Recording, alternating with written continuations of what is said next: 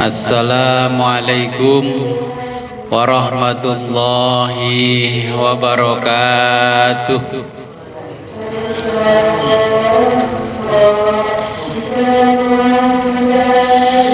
Bismillahirrahmanirrahim. Alhamdulillahi rabbil alamin. Wa bihi nasta'inu ala umurid dunya waddin. Wassalatu wassalamu ala ashrafil anbiya'i wal mursalin Sayyidina wa maulana Muhammadin wa ala alihi wa sahbihi ajma'in. Amma ba'du. La khawla wa la quwwata illa billahil aliyyil azim. Alhamdulillah, pada malam hari ini kita diberikan kenikmatan yang sangat luar biasa oleh Allah, sehingga kita bisa kembali ngaji kitab Sirrul Asrar. Sebelum kita mulai pengajian ini, marilah kita berkirim Fatihah terlebih dulu kepada junjungan kita Baginda Nabi besar Muhammad sallallahu alaihi wasallam, juga kepada mualif kitab Sirrul Asrar yakni Sultanul Aulia Sayyidina Syekh Abdul Qadir Jilani, juga kepada kedua orang tua kita. Semoga dengan berwasilah ini kita diberikan kemudahan oleh Allah dalam mempelajari kitab Sirrul Asrar. Ila hadratin Nabil Mustafa Rasulillah Muhammadin sallallahu alaihi wasallam wa ala alihi wa aswajihi wa auladihi wa dzurriyyatihi wa ahli baitihi wa jami' ashabihil kiram. Syai'ulillahi lahumul Fatihah. A'udzu billahi minasyaitonir rajim. Bismillahirrahmanirrahim. Iyyaka na'budu wa nasta'in ihdinas siratal ladzina an'amta 'alaihim ghairil maghdubi 'alaihim.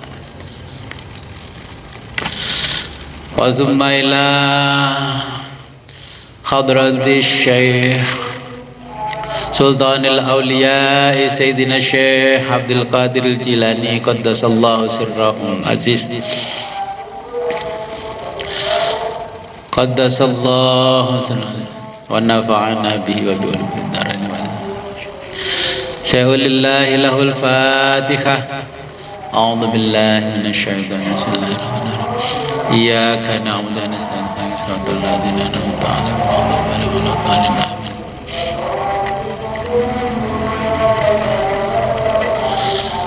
Wa summa ila arwahi abaina wa ummahatina wa jaddatina wa usulina wa furu'ina wa alal hadirina fi majlisina hadza. Al-Fatihah. Iyyaka na'budu.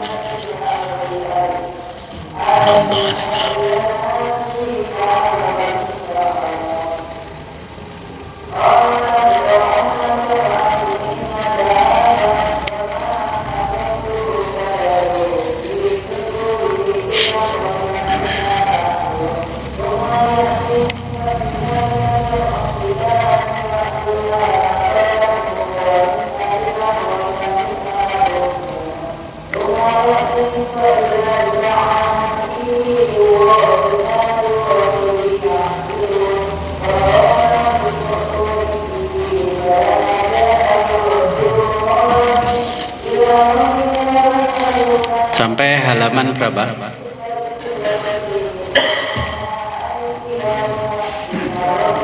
59 ya.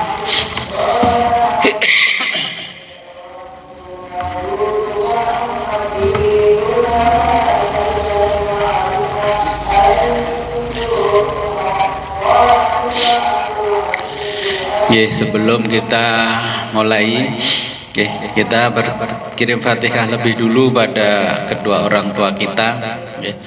Semoga ini pengajian kita betul-betul membawa manfaat barokah pada diri kita semua. Thumma ila arwahi abaina wa ummahatina wa jaddatina wa usulina wa furuina wa alal khadirina fi majlisina hadha. Al-Fatihah. A'udzu billahi minasyaitonir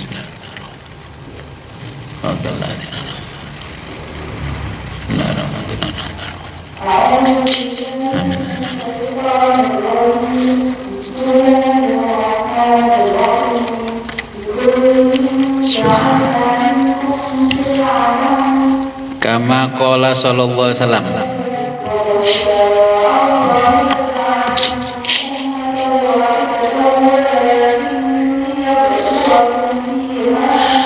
Bismillahirrahmanirrahim.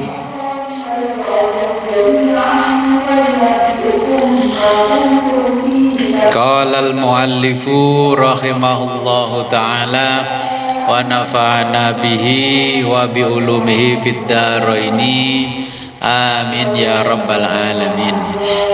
Yang ada di Zoom suaranya yang ngaji keras enggak? Dengar orang khataman Quran? Ya, karena di sebelah rumah ini khataman Quran. Okay. Bismillahirrahmanirrahim.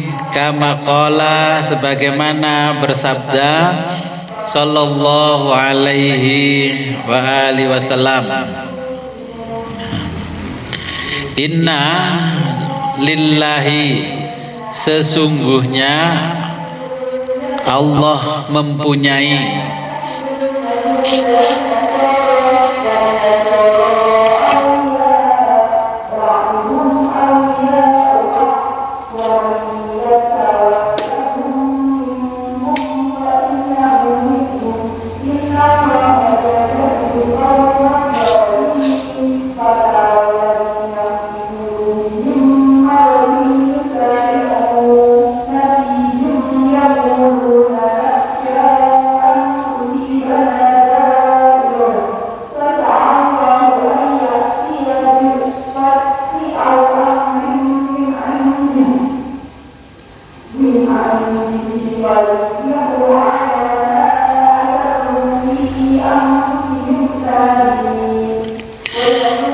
saya ulangi, inna lillahi, sesungguhnya Allah mempunyai ibad dan hamba-hamba,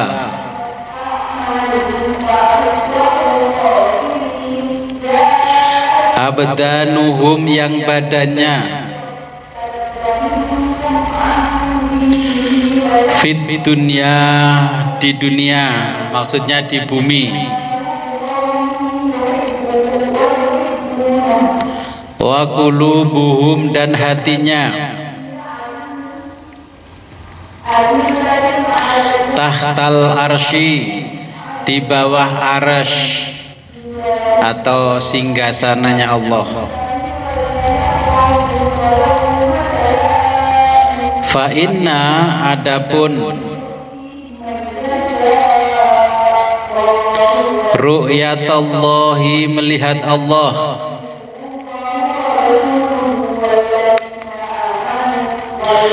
la tahsulu, tidak akan berhasil,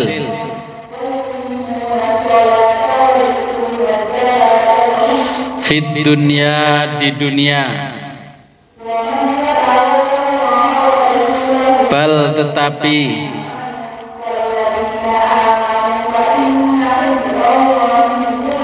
tahsulu, bisa berhasil,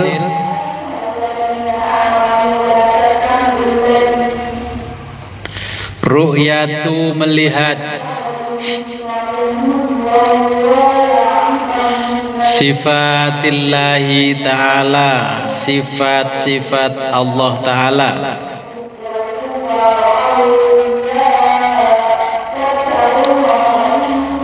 fi mir'atil qalbi, fi, dari mir'atil qalbi, cermin hati,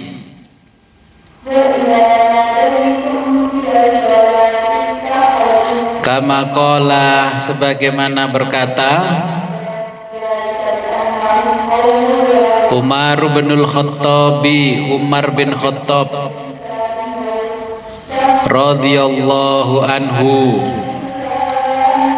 semoga Allah meridhoinya.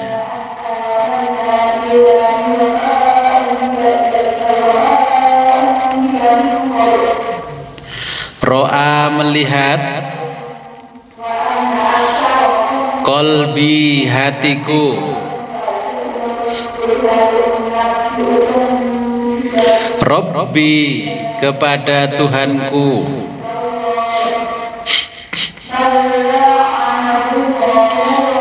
ai yaitu binuri Rabbi dengan cahaya Tuhanku.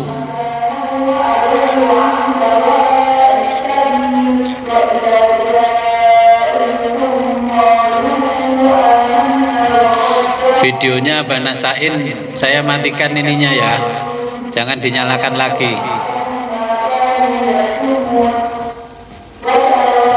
Suaranya yang di sana berisik masuk sini.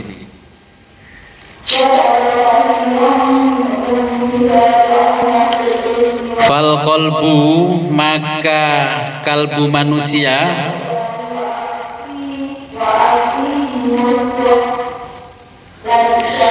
mir'atul aksi, cermin pantulan ya.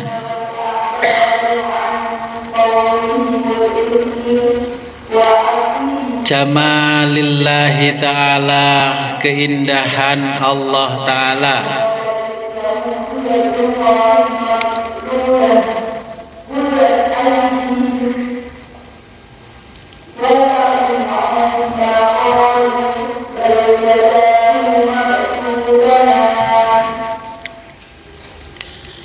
Wahadza, dan ini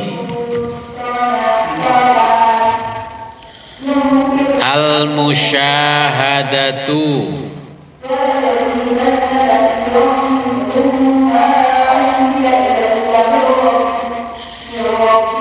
adalah yang digambarkan Umar bin Khattab.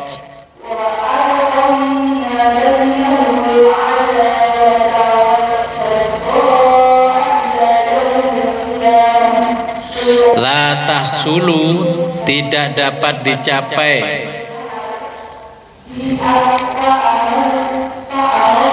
illa kecuali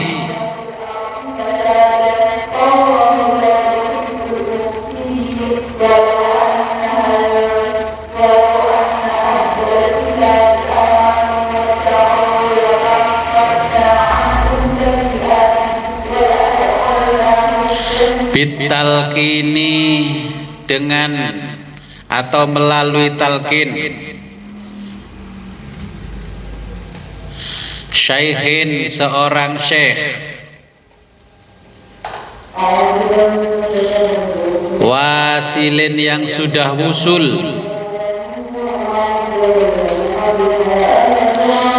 makbulin, dan diterima,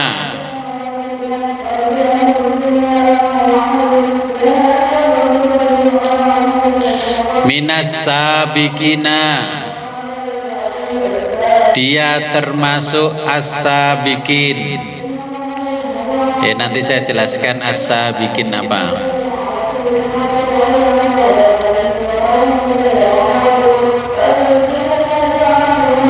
Summa, kemudian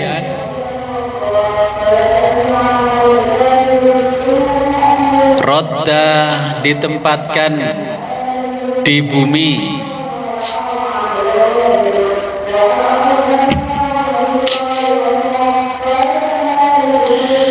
ila takmili, untuk menyempurnakan,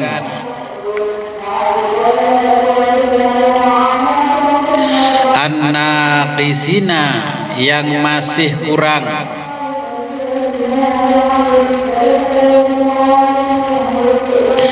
bi amrillahi ta'ala, dengan perintah Allah ta'ala.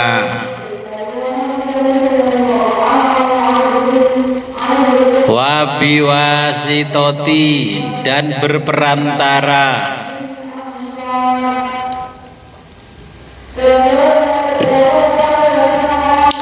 nabihi dengan nabinya, nya kembali pada Allah sallallahu alaihi wa alihi wasallam.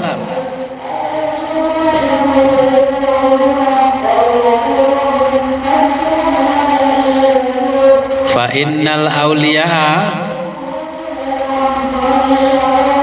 adapun para wali,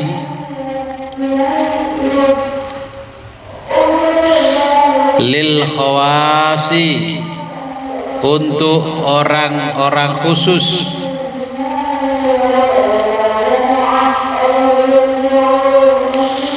mursaluna, mereka diutus,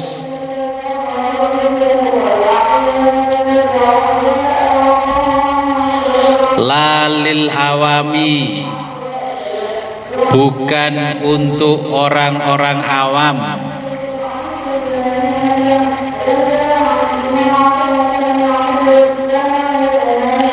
Farqon, sangat berbeda,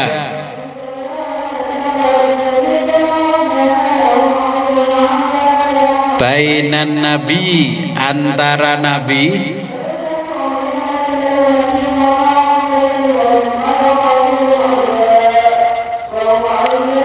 wal wali, dan wali.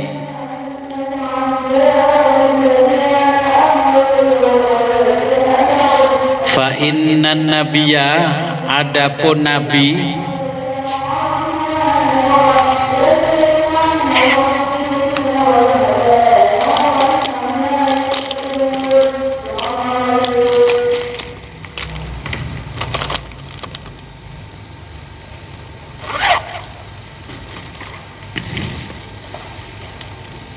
fa innan nabiyya, adapun nabi, yursalu, diutus, ilal awami, kepada orang-orang awam, wal khawasu, dan orang-orang khusus.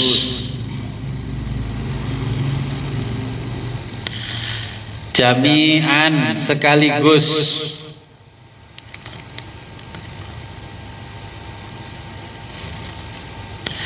mustaqilan, yang diterima, binafsihi, oleh dirinya,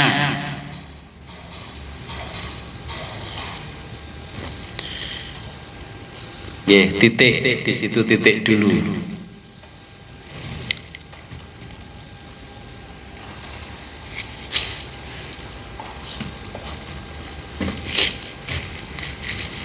Saya jelaskan dulu, ini lanjutan yang kemarin. Untuk sampai kepada Allah, kita harus bertobat, bertobat.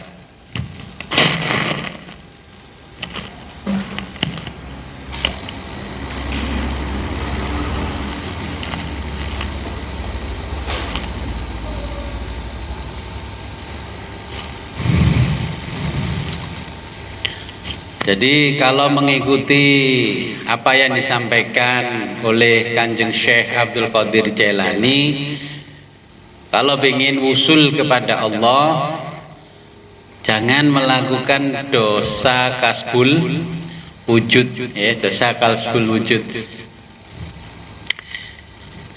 Nah, ketika kita melakukan dosa kasbul wujud, kasbul wujudi dzambun, kita harus melakukan amalan yang luar biasa, namanya taubatan nasuha. Harus melakukan taubat yang sungguh-sungguh.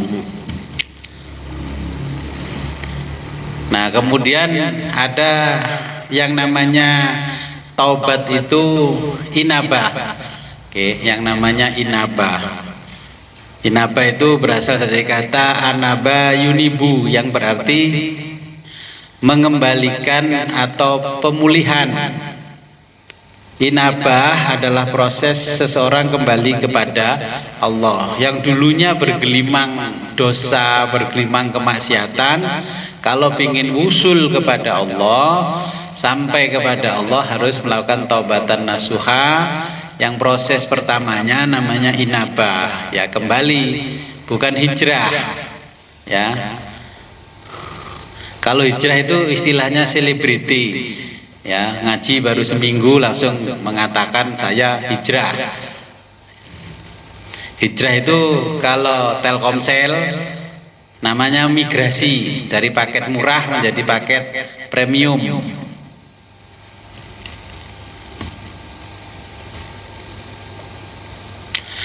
Jadi setiap tobat adalah inabah, tapi tidak setiap inabah adalah tobat.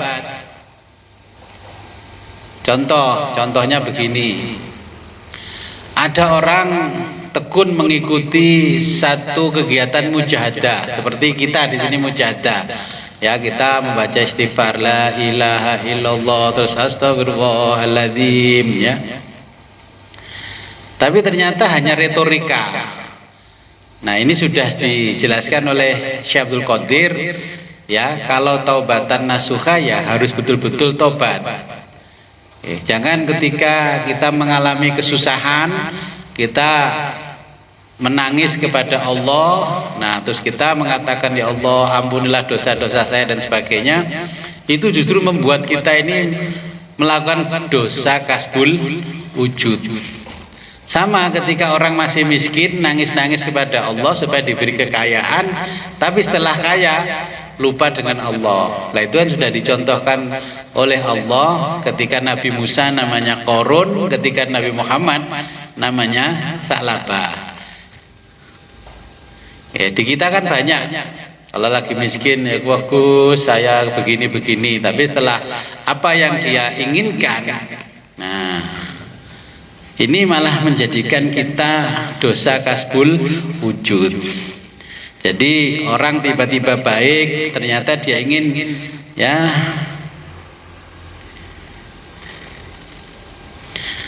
ada orang yang tiba-tiba, nanti contohnya kalau bulan Ramadan banyak ini, yang tadinya sebelum Ramadan itu nggak ada yang pakai baju tertutup, hijab nggak ada, jilbab nggak ada, ya semua orang pakai baju-baju terbuka, tapi tiba-tiba di bulan Ramadan itu berbuat baik semua, pakai jilbab tertutup rapi, di TV penampilannya juga sama. Nah, itu namanya inabah. Hanya demi kepentingan Ramadan biar banyak job. Nah, makanya dia pakai menghormati bulan Ramadan. Jadi bukan taubatan nasuha. Kalau kata orang Badas, ya itu tobatnya kapok lombok. Sama dengan makan cabai yang pedas, ketika pedesnya hilang ya sudah, tidak terasa apa-apa. Kalau Ramadannya sudah hilang, besok Ramadan sudah lebaran, semua sudah kembali seperti semula. Jadi kalau Ramadan tiba-tiba banyak orang yang soleh-solehah, nah ternyata itu kalau kata Syekh Abdul Qadir itu hanya kepantasan sosial saja menghormati bulan Ramadan, tapi sesungguhnya tidak menghormati, malah melecehkan. Wong Ramadannya begitu, nanti setelah Ramadan tidak seperti itu. Orang tiba-tiba berbuat baik, wah tadinya judes dan sebagainya, terus saya tanya kenapa kok tiba-tiba baik sama teman-teman ini. Aku kalau nggak berbuat baik, nanti kalau ketahuan aku ini orangnya begini-begini, kalau aku dilaporkan ke Menristek Dikti, wah nggak jadi, dikukuhkan jadi guru besar. Nah, itu kan malah dosa kasbul wujud. Berbuat baik sama orang karena takut tidak dikukuhkan jadi guru besar. Banyak teman-teman yang dekat sama saya tanya, kok kamu tiba-tiba baik? Saya tanya Pak Rektornya, dia itu takut kalau nggak dikukuhkan jadi guru besar. Karena apa? Ada yang tinggal sehari dikukuhkan guru besar, ternyata dilaporkan temannya bahwa dia seperti ini nggak layak jadi guru besar. Ya. Takut nggak kepilih jadi bupati, tiba-tiba wah berbuat baik. Nah, justru yang seperti itu kalau kita mengikuti Syekh Abdul Qadir Jailani tidak akan membuat kita cepat usul kepada Allah. Kok ikut ngaji Gus Wid ya?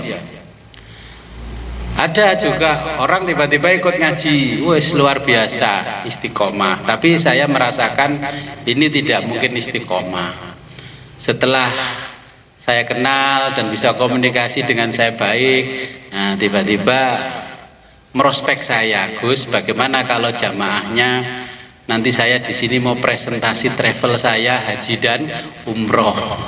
Loh kan ya pernah ada tuh zaman Rikolo Bendu dulu itu, zaman baheula. Ya saya bilang ya silakan kalau mau presentasi, tapi bawa jamaah saya ke tempat lain, jangan di sini. Itu menyebabkan saya kasbul wujud, dipikir nanti saya banyak jamaah, akhirnya mendirikan travel memanfaatkan adanya jamaah. Loh yang seperti itu menghalangi kita usul kepada Allah.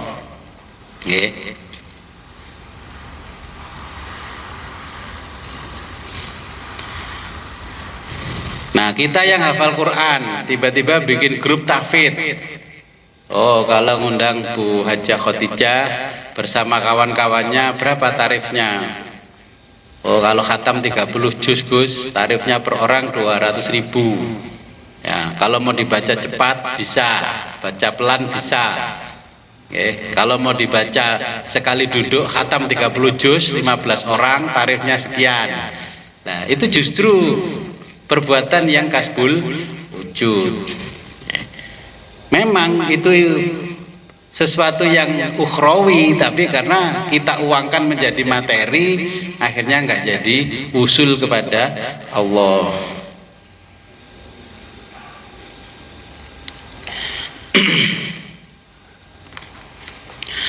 Nah, di situ tadi kita kenapa perlu talqin zikir? Kan ada beberapa orang ya menyampaikan ke saya, ada yang ke rumah, ada yang lewat telepon, Gus, saya kemarin sakit gini Gus, mencoba ini loh. Kan sudah saya kasih tahu, kalau ingin mengamalkan istighfar saja yang la ilaha illallahnya 165 kali itu kan ringan sekali, ringan sekali. Itu harus talqin dulu bersama saya, biar kepalanya nggak cemut-cemut, perutnya nggak mules-mules. Itu harus talqin dulu. Kan ada beberapa yang mencoba, bener sih omongannya Gus Wid. Ini yang kalau di mana-mana kan zikir la ilaha illallah ribuan kan nggak apa-apa. Ya nggak akan ada efeknya karena itu hanya ucapan lisan. Tapi ketika zikir yang ini, itu yang merasakan adalah ruhani kita. Kalau ruhaninya belum saya installkan program itu, maka jenengan bisa sakit perut, kepala pusing, berjalan kayak ada gempa. Makanya kan saya bilang, kalau belum sempat talqin zikir sama saya, nanti kalau sudah punya waktu silahkan ketemu saya untuk talqin zikir. Talqin zikir itu memang syaratnya dari sananya. Jadi Nabi itu mentalqin para sahabat yang as-sabiqunal awwalun. As-sabiqunal awal itu generasi pertama, orang yang masuk Islam pertama, berjumpa dengan Nabi dan sebagainya. Ya, jadi sahabat Nabi itu syaratnya bisa disebut sahabat, pernah berjumpa dengan Nabi semasa Nabi hidup. Dan dia Islam sampai akhir hayat. Nah, itu namanya sahabat. Kalau berjumpa dengan Nabi, bersama dengan Nabi, tapi ketika dia mau meninggal murtad, itu tidak bisa disebut sebagai sahabat atau sahabat Nabi. Ada yang hidup semasa dengan Nabi tapi tidak pernah berjumpa dengan Nabi. Contohnya Uwais Al-Qarni, itu ada orang yang semasa dengan Nabi nggak pernah berjumpa dengan Nabi, tapi itu orang terkenal. kesolehannya sampai didengarkan oleh Nabi. Kata Nabi, itu orang yang terkenal di langit tapi tidak terkenal di bumi. Dia setiap hari naik turun gunung, membawa kambing, dari kambing cempe kecil itu sampai kambingnya besar. Tetangganya itu mentertawakan, Uwais itu gila, setiap hari pekerjaannya naik turun gunung membawa kambing. Padahal Uwais Al-Qarni itu naik turun gunung membawa kambing supaya badannya makin hari makin kuat. Kan tidak terasa kambing makin hari makin besar, sampai besar dia naik turun sampai 10 kali gunung itu. Ternyata tujuannya ingin menggendong ibunya berjumpa dengan Nabi. Tapi takdir menentukan lain, sampai di rumahnya Nabi ternyata Nabi wafat. Makanya karena tidak pernah berjumpa tatap muka dengan Nabi, dia tidak bisa disebut sahabat, ya. Terus akhirnya berjumpa dengan sahabat, maka dia tergolong tabiin, ya. Orang yang tidak berjumpa Nabi tapi hanya berjumpa dengan sahabat namanya tabiin. Nah, seperti Sayyidina Abu Bakar, Umar, Utsman dan orang-orang yang bersamaan dengan itu, itulah namanya as-sabiqunal awwalun, orang generasi pertama. Orang generasi pertama itu langsung ditalkin oleh Nabi. Makanya ilmu ini kalau melalui talqin, orang dulu yang ditalkin oleh sahabat, sahabat mentalkin para tabiin, tabiin mentalkin tabiin dan seterusnya sampai kepada kita itu melalui talqin. Zikirnya itu melalui talqin. Walaupun hanya melafalkan la ilaha illallah. Kalau di sana kok nggak stres Gus ngomongkan apa zikir la ilaha illallah? Ya enggak, karena zikirnya nggak berbobot, nggak berkualitas. 165 kali itu sangat berkualitas, jadi berat. Kalau yang ini zikir beneran, kalau yang di sana zikirnya replika, ya, jadi nggak abot.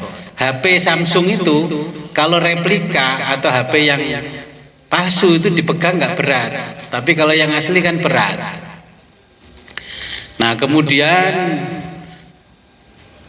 Allah itu mengutus Nabi kepada untuk orang awam dan orang khos sekaligus. Kalau walinya Allah itu diutus hanya untuk orang-orang khos. Jadi orang-orang yang ada di daftar bukunya, ya itulah yang ditalqin. Saya apakah khos Gus? Ya jenengan khos, orang khusus. Dan dilala waktu daftar khos, ya waktu ada talqin nggak bisa hadir, berarti kekhosan jenengan belum dikabulkan oleh Allah.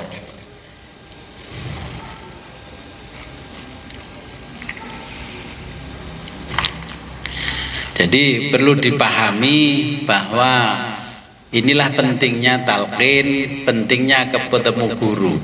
Jadi guru itu di dalam ilmu thariqat ada dua, muallim sama murabbi. Kalau kita belajar seperti di sekolah, pokoknya guru itu mengajarkan sesuai dengan kurikulum dan jam kerjanya, yaitulah namanya muallim, orang yang menjadi pembimbing, ya, dari pelajaran-pelajaran itu. Tapi di sini yang dibutuhkan oleh kita adalah murabbi. Murabbi itu yang membimbing mata pelajaran dohir sampai mata pelajaran batin. Ya, seperti mengajarkan ini kan butuh pelajaran dohir, ya. Kalau nggak bisa baca Quran kan nggak bisa. Nah, ini dibimbing. Kemudian syarat untuk jadi murabbi berarti bertatap muka. Oke. Kalau cuma ngaji di YouTube itu menjadi guru pengajar, ya, bukan murabbi. Saya lanjutkan ke berikutnya. Wal waliyu, adapun wali,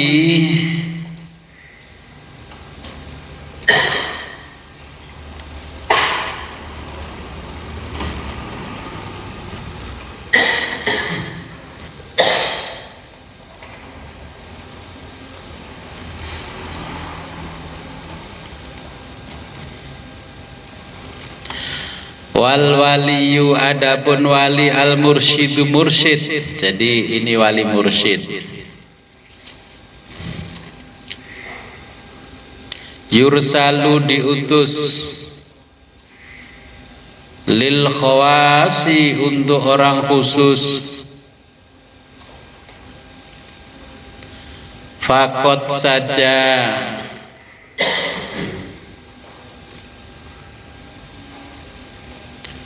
ghairu mustaqbalin, tidak menerima binafsihi dirinya sendiri,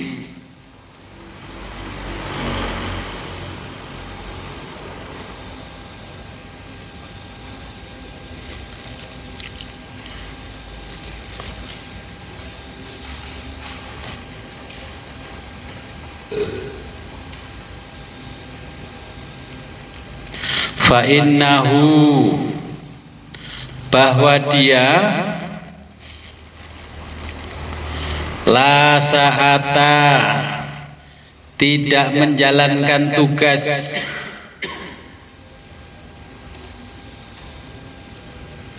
illa kecuali bimutaba'atin nabiyyi mengikuti nabi.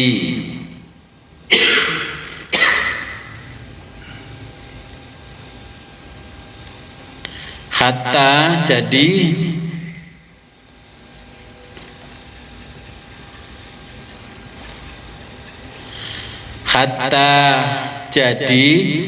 lawidda'a kalau atau seandainya kalau ada lawidda'a kalau seorang mengaku wali, ya ada itu mengaku wali, al istiqlala membawa syariat sendiri, kafaro maka ia kufur,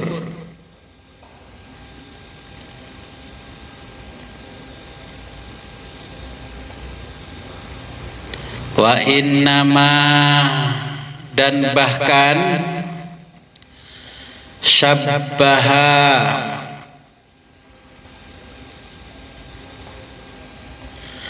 mensejajarkan an-nabiyyu dengan nabi sallallahu alaihi wa alihi wasallam.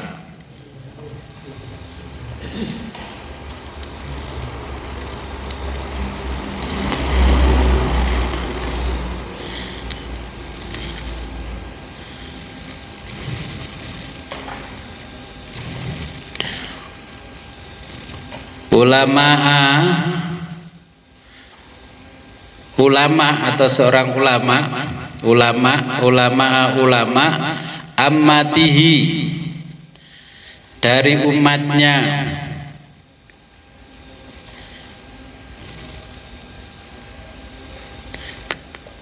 bi ambiyai dengan para nabi,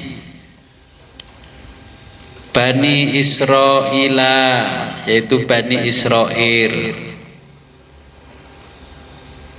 Jadi maksudnya gini nih, ulamanya umat Nabi Muhammad itu sama dengan kelasnya nabinya orang-orang Bani Israel. Jadi kelasnya Bani Israel itu kelasnya nabi, kalau di kelasnya umatnya Nabi Muhammad kelasnya ulama. Berarti orang yang di bawahnya Nabi di Bani Israel itu ya mungkin bisa-bisa di bawah panjenengan semua ya derajatnya. Li'annahum karena mereka kanu para nabi Bani Israel mutabiina hanya mengikuti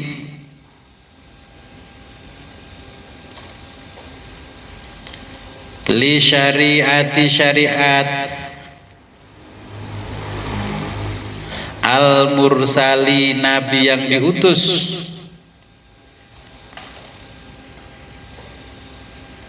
wa huwa yaitu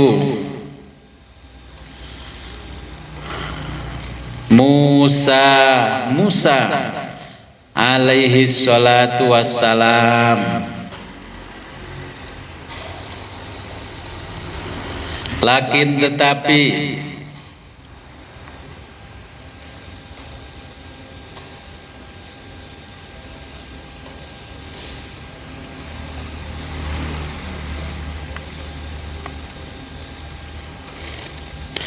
ulama para ulama Nabi Muhammad kanu mereka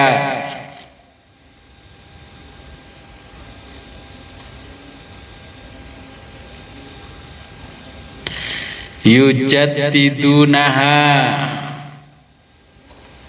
membawa perubahan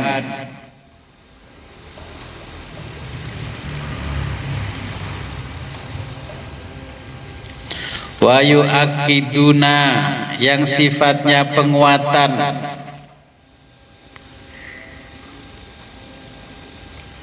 ahkamaha dalam masalah hukum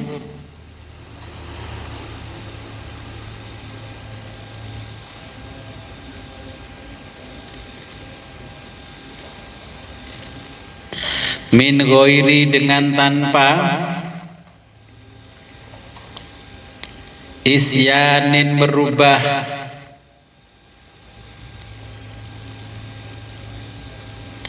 bisyariatin dengan syariat ukhra baru dengan syariat baru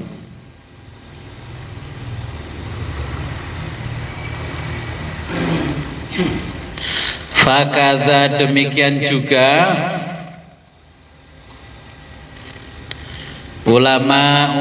para ulama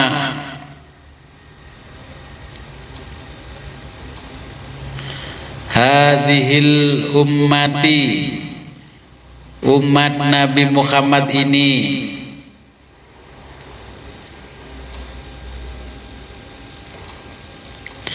minal auliyai ada yang dari golongan wali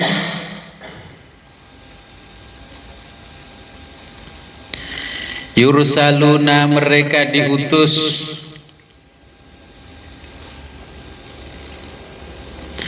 lil khawasi untuk orang-orang khusus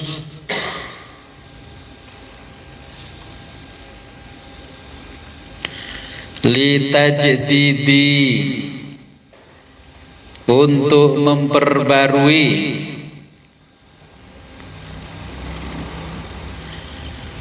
al-amri perintah-perintah agama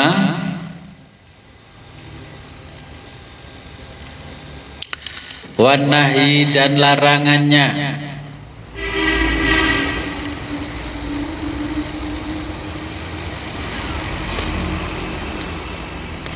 wastihkami serta hukum-hukum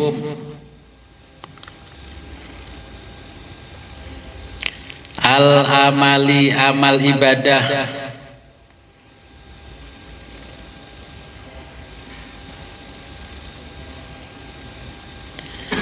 alat takkidi untuk menguatkan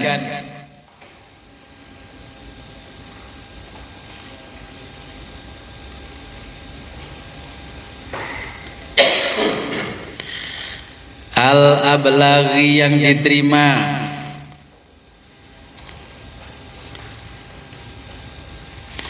wa tasfiyati dan membersihkan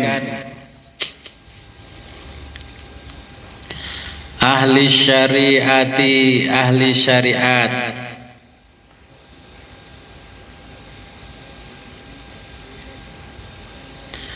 wahya yaitu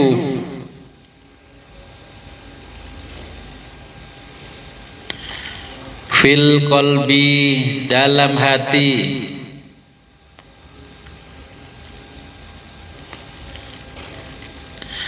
Maudhi'ul ma'rifati, tempat makrifat.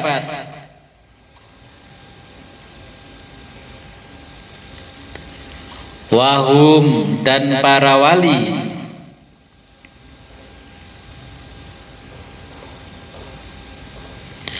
Yukhbiruna, memberitahu orang lain.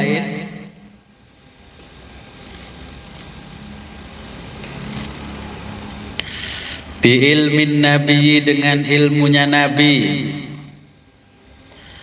sallallahu alaihi wa alihi wasallam.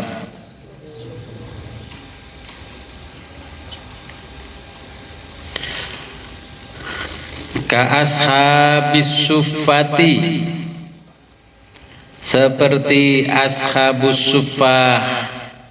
Ya, nanti saya jelaskan ashabus suffah.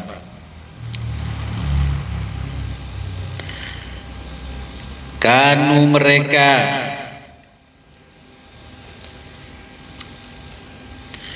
yantikuna, yang sudah membicarakan bi asroril mi'raji, rahasia mi'raj, qabla, sebelum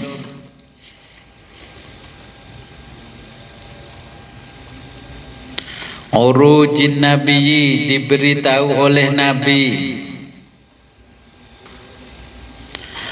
sallallahu alaihi wa alihi wasallam.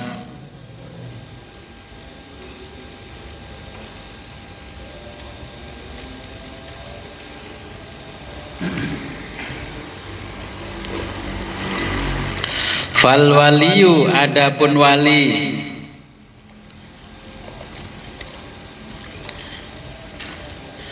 kamilul wilayati, pengemban wilayah.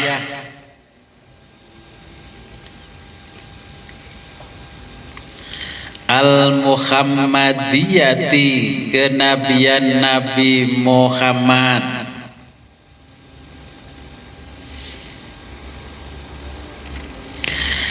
Allati, yang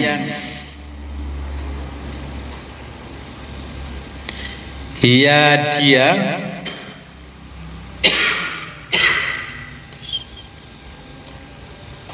juz'un nubuwati, menjadi bagian dari kenabian.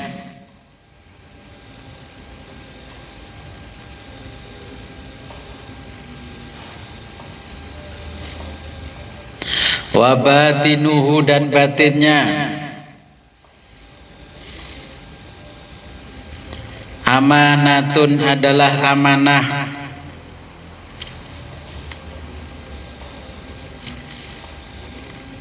Indahu, baginya.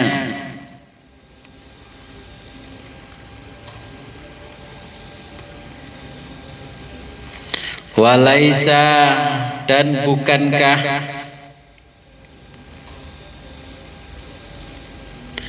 al-muradu, yang dimaksud, minhu, pewaris Nabi,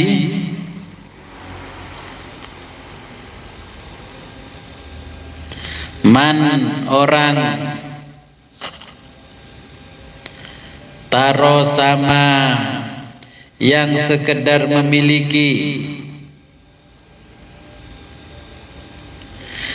bidzohiril ilmi, ilmu zohir saja.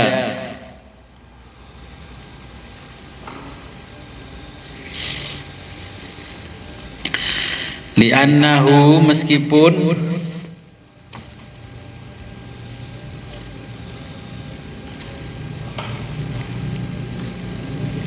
wa ingkana, ilmu lahir itu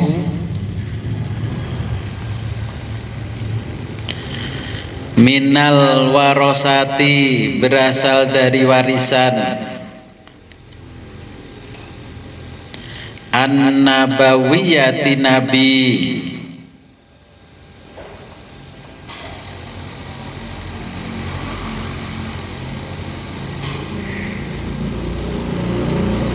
Lakin tetapi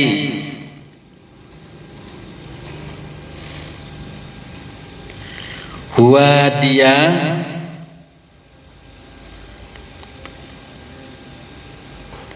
mingkubaili sederajat dengan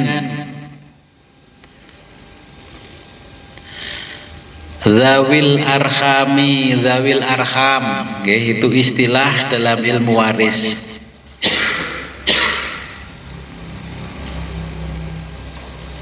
Fal warisu sedangkan pewaris al kamilu sempurna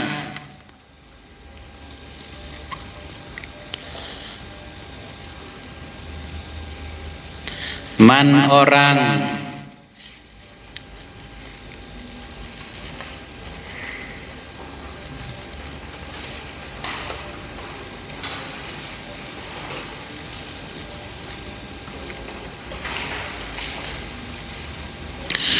yakunu dia yang sederajat dengan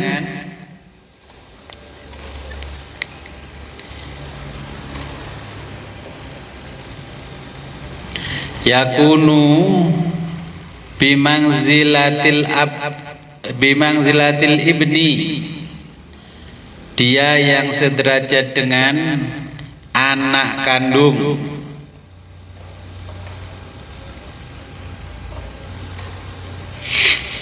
Li'annahu karena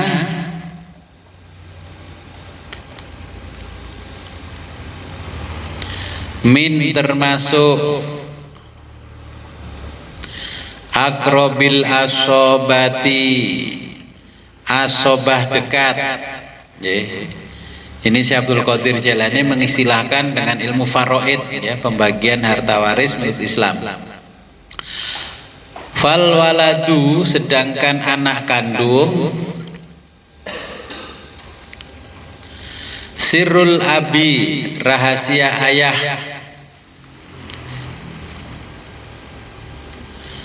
zohiron lahirnya, wabatinan dan batinnya,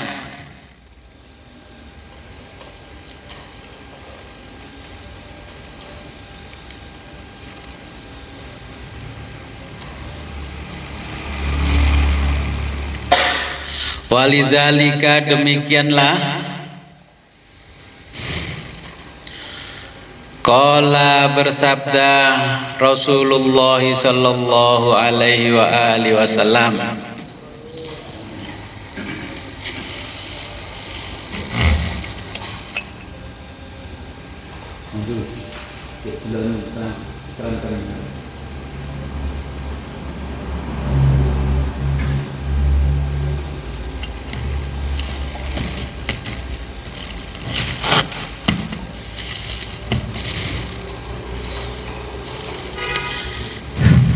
inna bahwa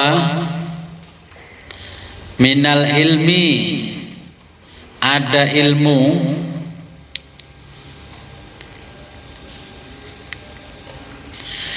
kahayatil maknuni, kahayati seperti tiram,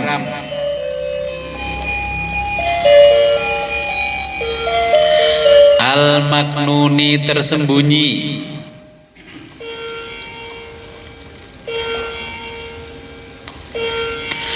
la ya'lamuhu tidak ada yang mengetahui illal ulama'u kecuali ulama, billahi ta'ala yang ma'rifat billah,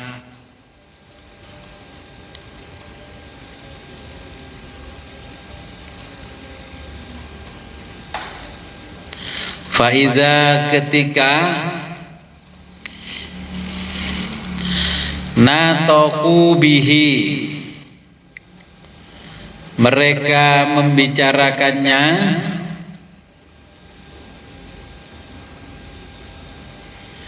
lam yungkirhu tidak ada yang mengingkarinya,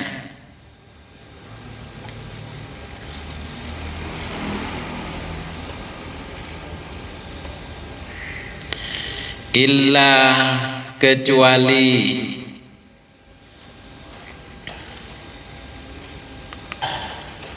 ahlul ghirrati, orang-orang pencemburu. Kalau sarahnya hadis ini, orang-orang bodoh yang pencemburu.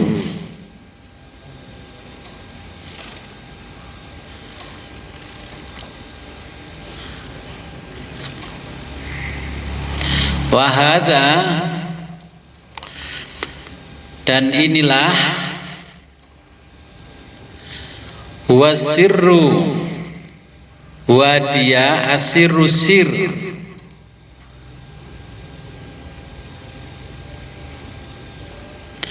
alladzi yang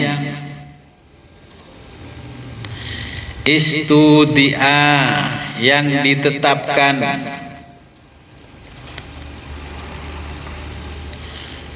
fi qalbin nabiyyi, di dalam hati Nabi sallallahu alaihi wa alihi wasallama.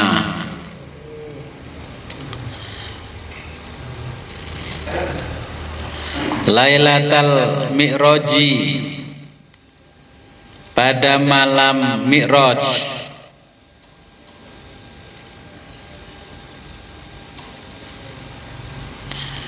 fi abtonil butuni, fi dalam abtonil butuni, batin yang terdalam,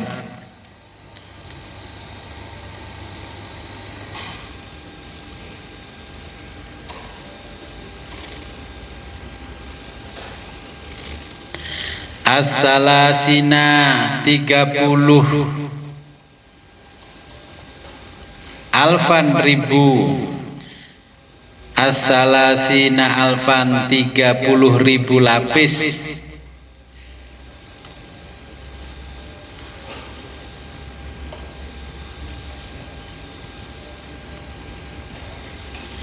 la yushfuha,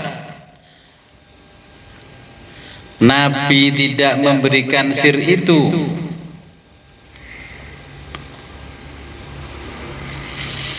ala ahadin, kepada seorang pun,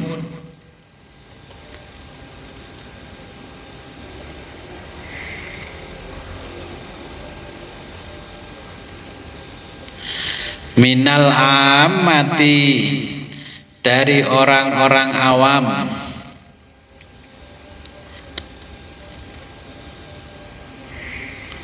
siwa, selain ashabihi, sahabat-sahabatnya,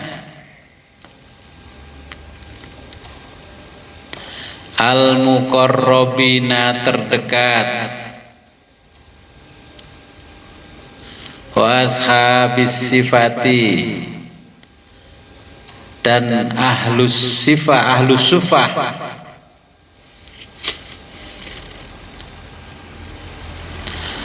ridwanallahi ta'ala, yang diridhoi Allah ta'ala, alaihim ajma'ina, alaihim mereka, ajma'ina semua,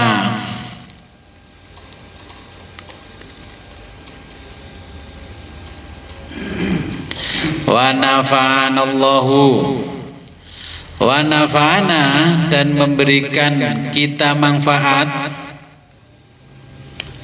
siapa Allah, Allah, bi barakatihim, dengan keberkahan mereka,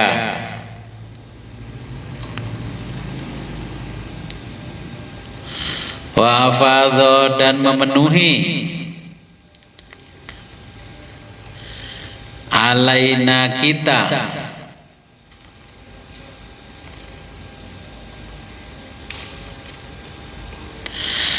mimbirihim, dari kebajikan mereka,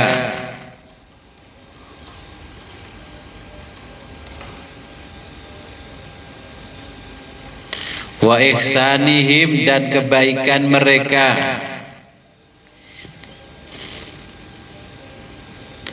Amin ya rabbal alamin.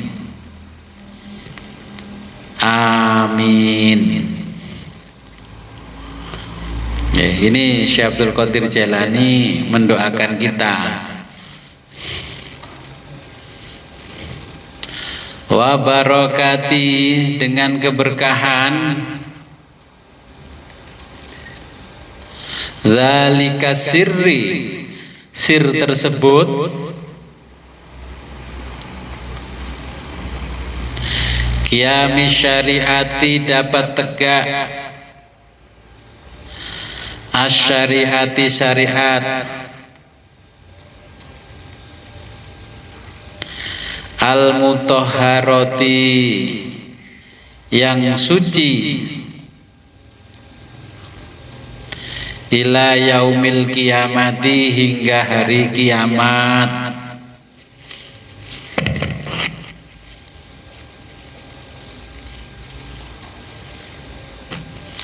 Ya, saya jelaskan dulu di sini.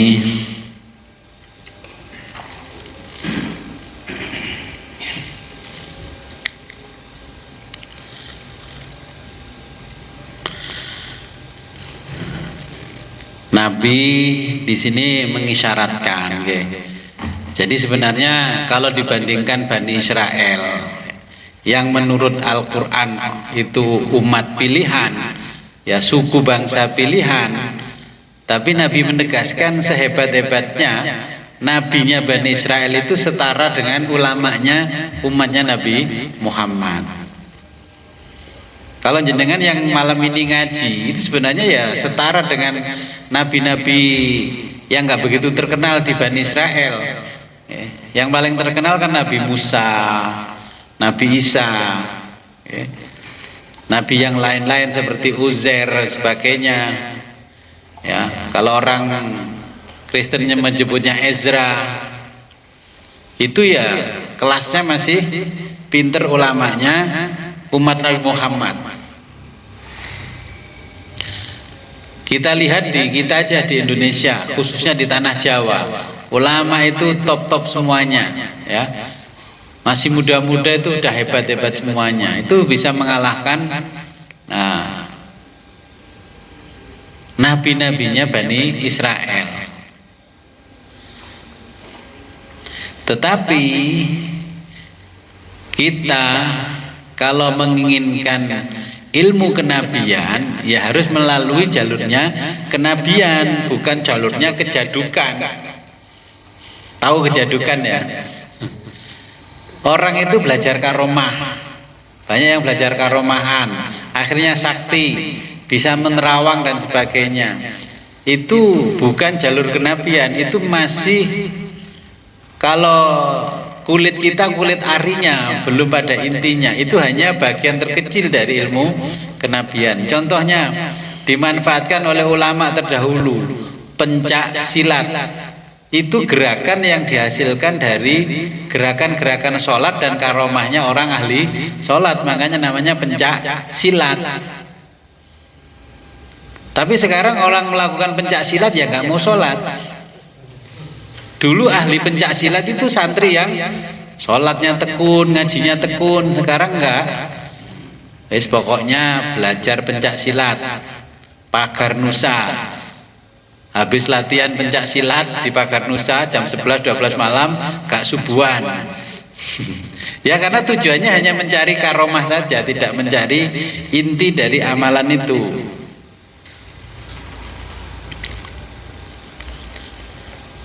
Nah, Syekh Abdul Qadir Jailani menjelaskan perbedaan antara nabi dan wali. Ya, ilmunya kalau jenengan mau mencari ilmunya nabi, ya tahapannya melalui kewalian dulu. Tapi kalau sudah dapat ilmu kewalian ya jangan ngaku wali. Lah bahayanya orang sekarang itu kalau dikasih ilmu kewalian ujung-ujungnya ngaku wali. Sekarang mau melihat wali yang asli dan wali yang palsu itu sudah nggak bisa membedakan. Apalagi dikemas di konten yang luar biasa ini, ya nggak akan bisa bedakan. Apalagi yang disebut al-mursyid, ya, al-mursyid. Ini sudah tingkatan yang luar biasa tinggi. Tapi sekarang baru bertorikoh setahun nggak ada, itu sudah mengklaim dirinya al-mursyid. Terus membangun masjid, bangun musola. Yang boleh jadi imam di sini orang yang sudah bertorikoh, sudah dekat dengan mursyid. Terus saya tanya, kamu paham nggak apa definisi mursyid, terminologinya mursyid? Nah, sekarang kan bermunculan seperti itu. Jadi ulamanya Nabi Muhammad itu bisa menceritakan, yang ulama-ulama yang walil mursyidun, ya, ulama yang wali, bukan ulama yang syariat, bukan ahli fikih, ya, ulamanya Nabi Muhammad yang gelarnya wali, ya, otomatis wali itu yang ngerti syariat, karena walinya Allah itu tidak akan merubah syariatnya Kanjeng Nabi. Lah kalau ada orang mengaku wali dan dikagumi banyak orang tapi merubah syariatnya Nabi, berarti bukan walinya Allah. Bisa juga walinya jin atau wali yang lain, ya. Nah, di itu kata Syekh Abdul Qadir Jailani termasuk kufur. Ya, tapi yang kufur-kufur banyak diikuti oleh orang sekarang. Kalau dikasih yang asli nggak mau. Inilah mentalnya umat Islam zaman sekarang, namanya inferor. Ya, nanti kita bahas Ramadan inferor. Inferor itu sama dengan begini. Kita kan tahu yang namanya makan nasi putih itu lebih baik daripada mie instan.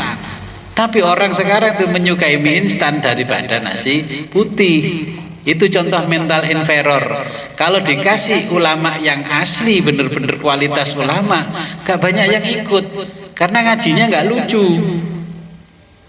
Lihat itu, kalau sudah bergelar guru besar, apa bisa ngelawak kayak yang gak bergelar guru besar?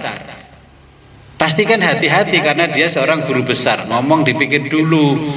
Makanya ketika ngomong itu mikir sih, ngomongku salah apa bener, kan gitu.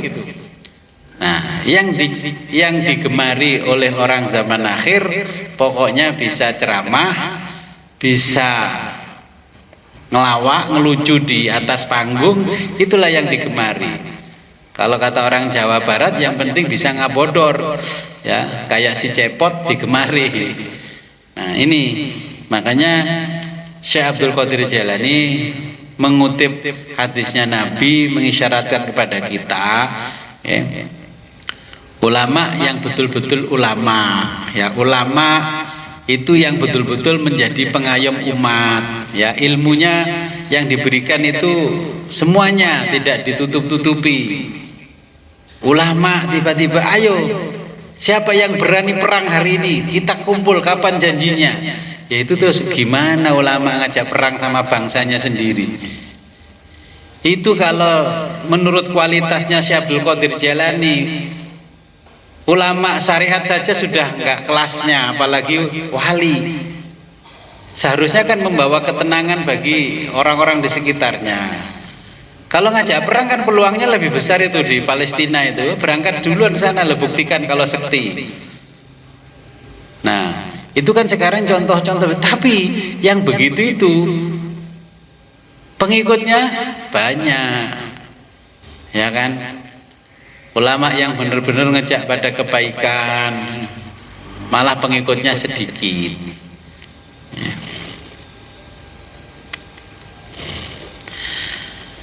Nah, ulama yang mewarisi ilmunya Nabi itu yang tahu apa yang terjadi pada saat Nabi Isra Mi'raj, karena rahasia itu diturunkan Allah ke kalbunya Nabi, kemudian oleh Nabi diturunkan ke kalbu para sahabat, dari para sahabat turun-temurun kepada orang yang menerimanya.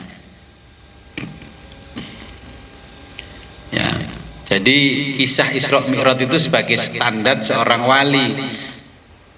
Kalau tahu apa yang dilakukan Nabi ketika Isra Mi'raj, berarti dia itu seorang wali. Contohnya begini, kan tidak dikisahkan di dalam kitab-kitab yang ditulis oleh ulama bahwa Nabi ketika berada di hadapan Allah, hai Muhammad, panggillah ruh-ruh sahabatmu yang paling kamu cintai.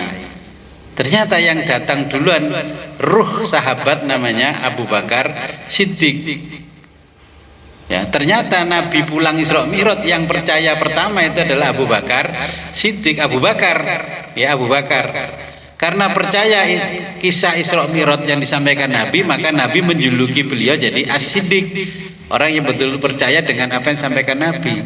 Berarti yang lain kan belum percaya itu. Ya. Terus datanglah sahabat-sahabat yang lain. Kemudian Nabi diperintah oleh Allah untuk memanggil ruhani orang-orang yang sudah dilahirkan dan hidup di muka bumi, dan ruh orang-orang yang belum dilahirkan di muka bumi. Dia yang datang pada malam Isra Mi'raj di hadapan Allah, itulah yang akan menjadi umatnya Nabi Muhammad. Oke. Walaupun dia dilahirkan dari rahim ibu yang tidak muslim. Dengan yang dilahirkan dari ibu yang muslim juga belum tentu. Kalau murtad, ya, kalau punya keluarga murtad, ya ingat saja kisahnya Nabi Muhammad yang diceritakan oleh wali Allah, ya, bahwa dulu ketika dipanggil Nabi Muhammad, dia tidak mau hadir. Ya, kalau ada orang murtad, yaitu cirinya orang yang dipanggil Nabi Muhammad ketika Isra Mi'raj tidak mau hadir. Ini salah satu contoh. Nah, kalau kisah ini kita cari di kisah Isra Mi'rajnya Kanjeng Nabi, tidak akan ketemu. Yang mengisahkan hanya walinya Allah yang sudah diberitahu sendiri oleh Kanjeng Nabi. Terus dikasih tahu oleh walinya Allah yang ketemu Kanjeng Nabi. Ketika ada huru hara, yang diselamatkan adalah orang yang mengenakan sedikit, walaupun sedikit, warna hijau. Ya, kalau beli HP casingnya yang ada hijau-hijaunya, loh kan begitu. Betul kan, sampai huru haranya hilang, yang pakai hijau-hijau itu yang diselamatkan oleh Allah.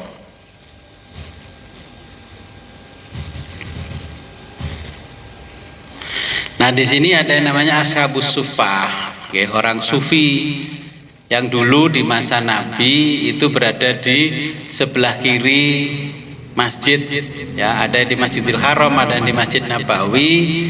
Dia yang pekerjaannya hanya zikir, wirid, hanya ingin mendekatkan diri kepada Allah, yang akhirnya sampai ke sini terkenal ahli tasawuf, orang-orang sufi.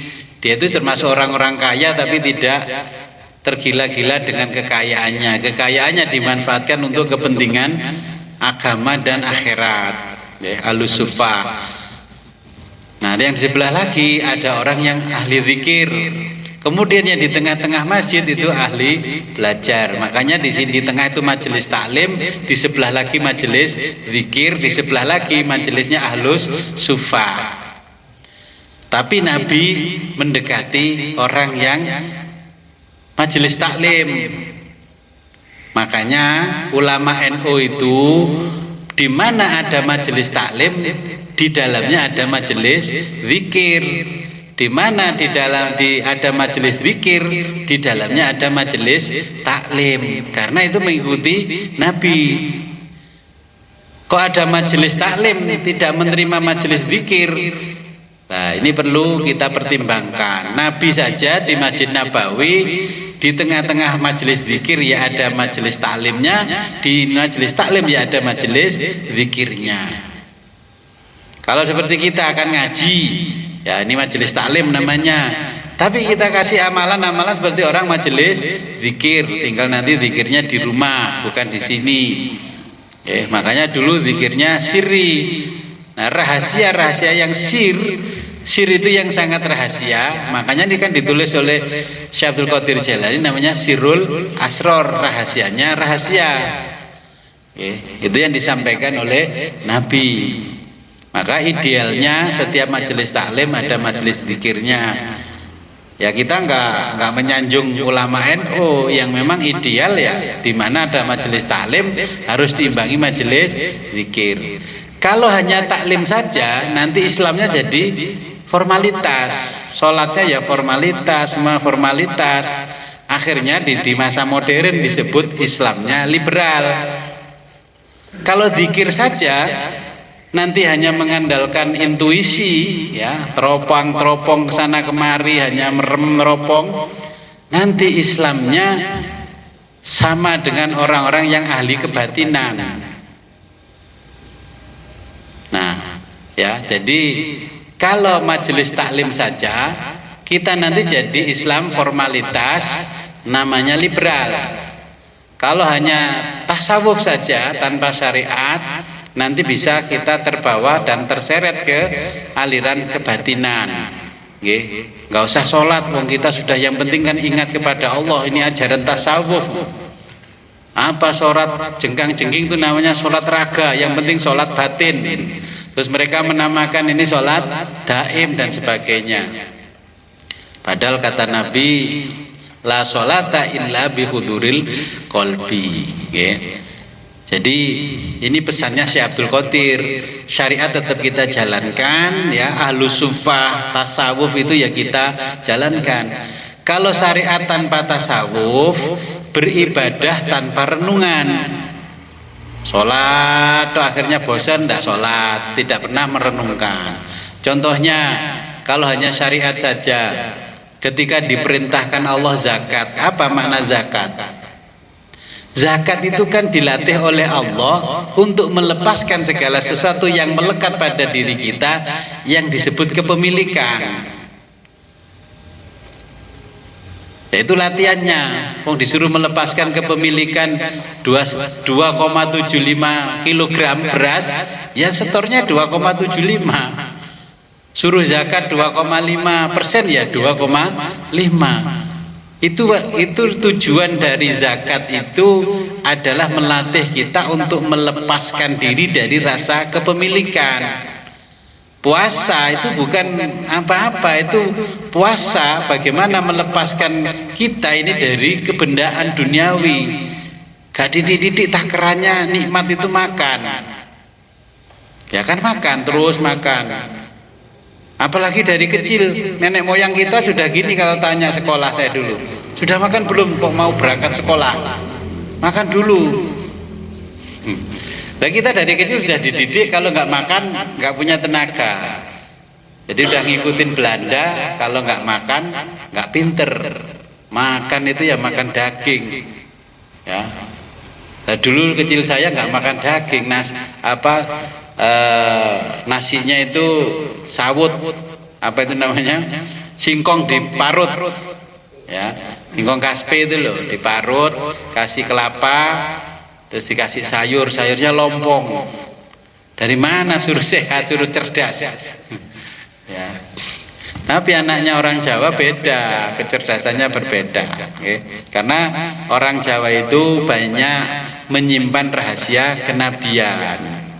Kalau orang Eropa pengen cerdas, makan daging, minum susu, 4 sehat 5 sempurna. Nah, kalau kita pengen cerdas disuruh tirakat, lo kan bertolak belakang. Yang dibutuhkan otak itu adalah nutrisi, tapi perintahnya nenek moyang kita tirakat. Tidak boleh banyak makan, nggak boleh banyak tidur. Yeah. Mungkin sementara sampai di sini. Ada pertanyaan? Jadi pewaris Nabi itu diibaratkan oleh Syekh Abdul Qadir Jalani seperti Dzawil Arham, anak kandung, cucu kandung yang menjadi pewaris langsung. Makanya kalau jenengan berurusan waris di dunia, kalau itu masih saudara Dzawil Arham, ya jadi tinggalno, tetap nggak akan bisa, walaupun ke pengadilan. Namanya Dzawil Arham. Wong aku bener-bener putune mbah kok ditinggalno, lah nggak bisa. Ya, sama dengan ini syaratnya juga Dzawil Arham. Kalau jenengan dapat warisan dari mana? Anak angkat, ya, karena belajar dari anak cucunya Nabi, akhirnya dapat warisan, ya, karena janjinya seperti itu.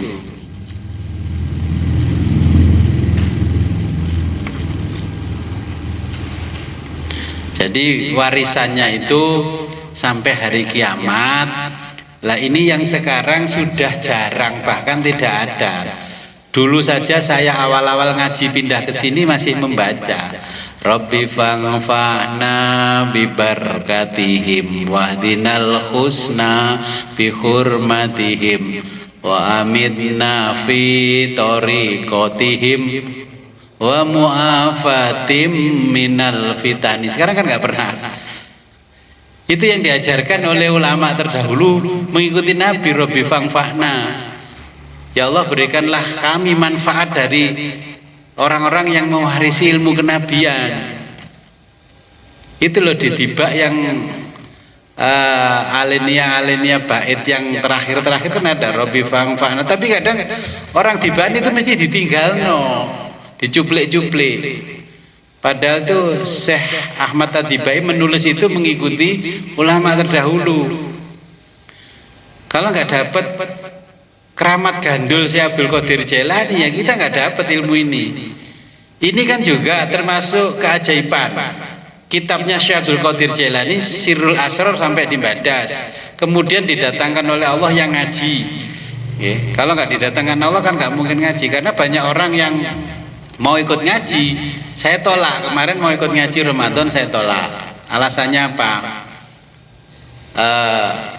Gus, saya mau ikut ngaji bulan Ramadan. Kalau mau ngaji bulan Ramadan silahkan, tidak apa-apa, tapi tarifnya mahal.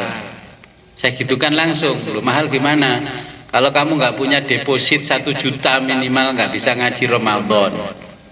Karena pengajian saya sudah terlanjur terkenal mahal, eksklusif. Kalau nggak kaya nggak bisa ngaji sama saya yang Ramadan. Loh kok bisa? Kamu kalau beli kitab 500.000 siap.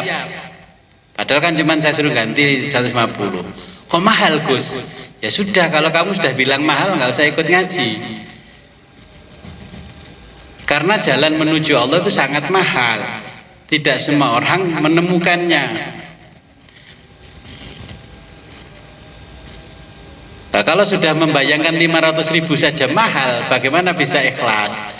Ya, akhirnya tanya, ini sudah banyak Gus yang ikut. Ya udah banyak, ini 57, sekarang sudah 60 orang yang ikut. Saya kasih contoh, ini kitabnya, ini kitab teks aslinya, ini terjemahnya. Loh, datang ke saya itu sore-sore datang. Habis ada tamu, terus datang lagi orang pengen ikut ngaji. Gus, kok nggak diumumkan Gus? So, saya umumkan karena sampean sudah saya keluarkan dari grup, jadi nggak tahu ada pengumuman. Udah tahu dari mana kalau ada ngaji? Tahu dari yang lain. Loh, kalau nggak siap mental ya jangan ngaji. Nggak siap mental. Ya sebenarnya wong saya begini kan yang datang itu. Sampean itu ngeleskan anak nari bayar 500 lho, ora tau ngersulo. Ngeleskan cucu nyanyi 500 nggak pernah ngersulo. Nggih. Terus ngeleskan drama dan sebagainya anak cucunya nggak pernah ngersulo. Masa hanya kelasnya 500 ngersulo? Ini bukan mahal. Ya, menurut teori ekonomi bukan mahal karena Anda tidak memiliki kemampuan daya beli. Saya nggak menghina karena nggak memiliki kemampuan daya beli. Mobil 1 miliar itu mahal nggak?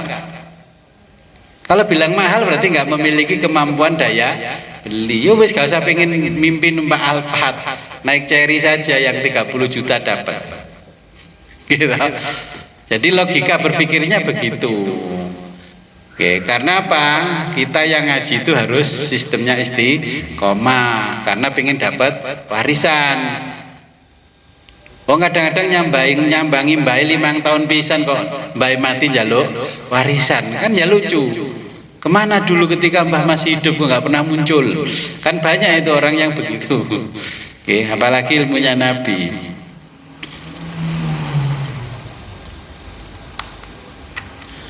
Ada pertanyaan yang di Zoom? Silakan.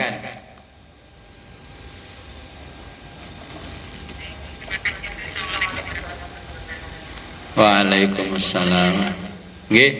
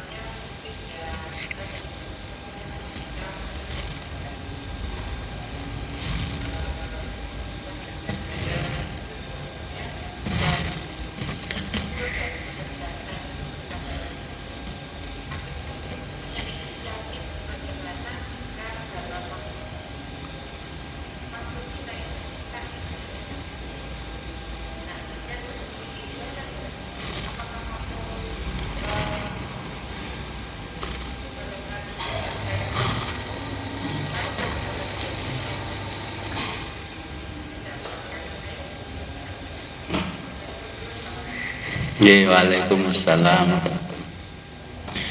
Nggih, itu kan sudah bertahun-tahun ya, banyak kejadian begitu.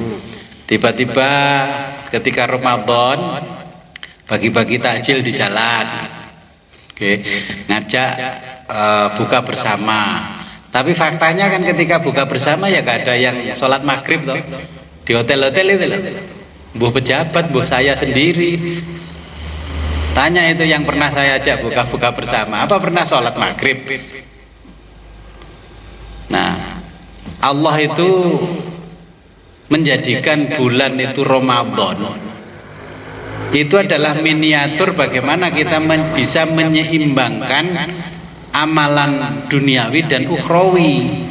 Kalau Ramadan itu semua orang bisa bangun malam, bisa termotivasi ibadah, ya.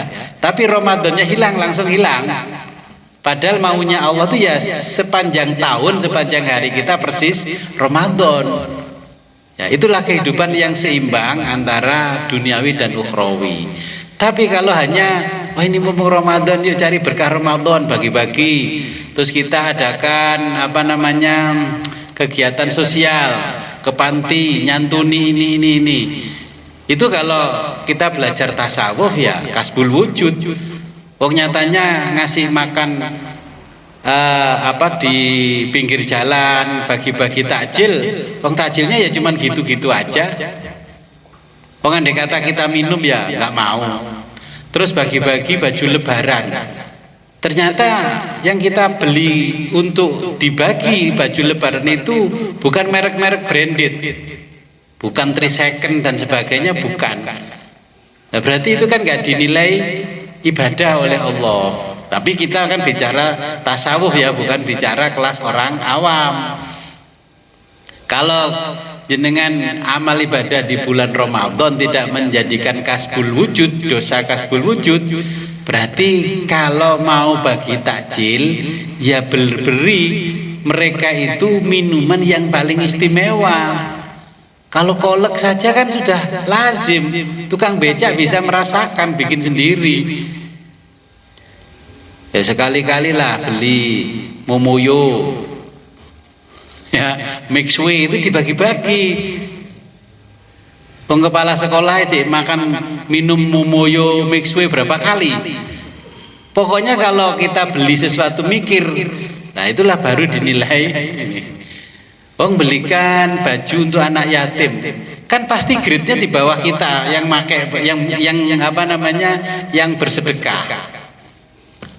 Wong saya kan sering dapat parselan yang namanya sarung untuk lebaran.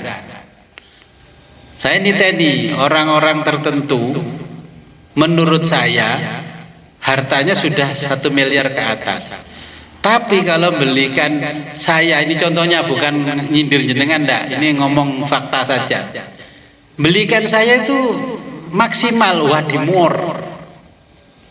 Wadimor itu yang kelasnya santri anak saya mondok. Ya nggak mungkin saya pakai. Nanti jenengan pasti begini. Guswit itu pelit kayaknya ya. Orangnya kelihatannya kaya, tapi kok cuman sarungnya wadimor. Saya pakai itu. Pemberian dari jamaah saya pakai itu juga ewoh-pekewoh dengan kepantasan sosial.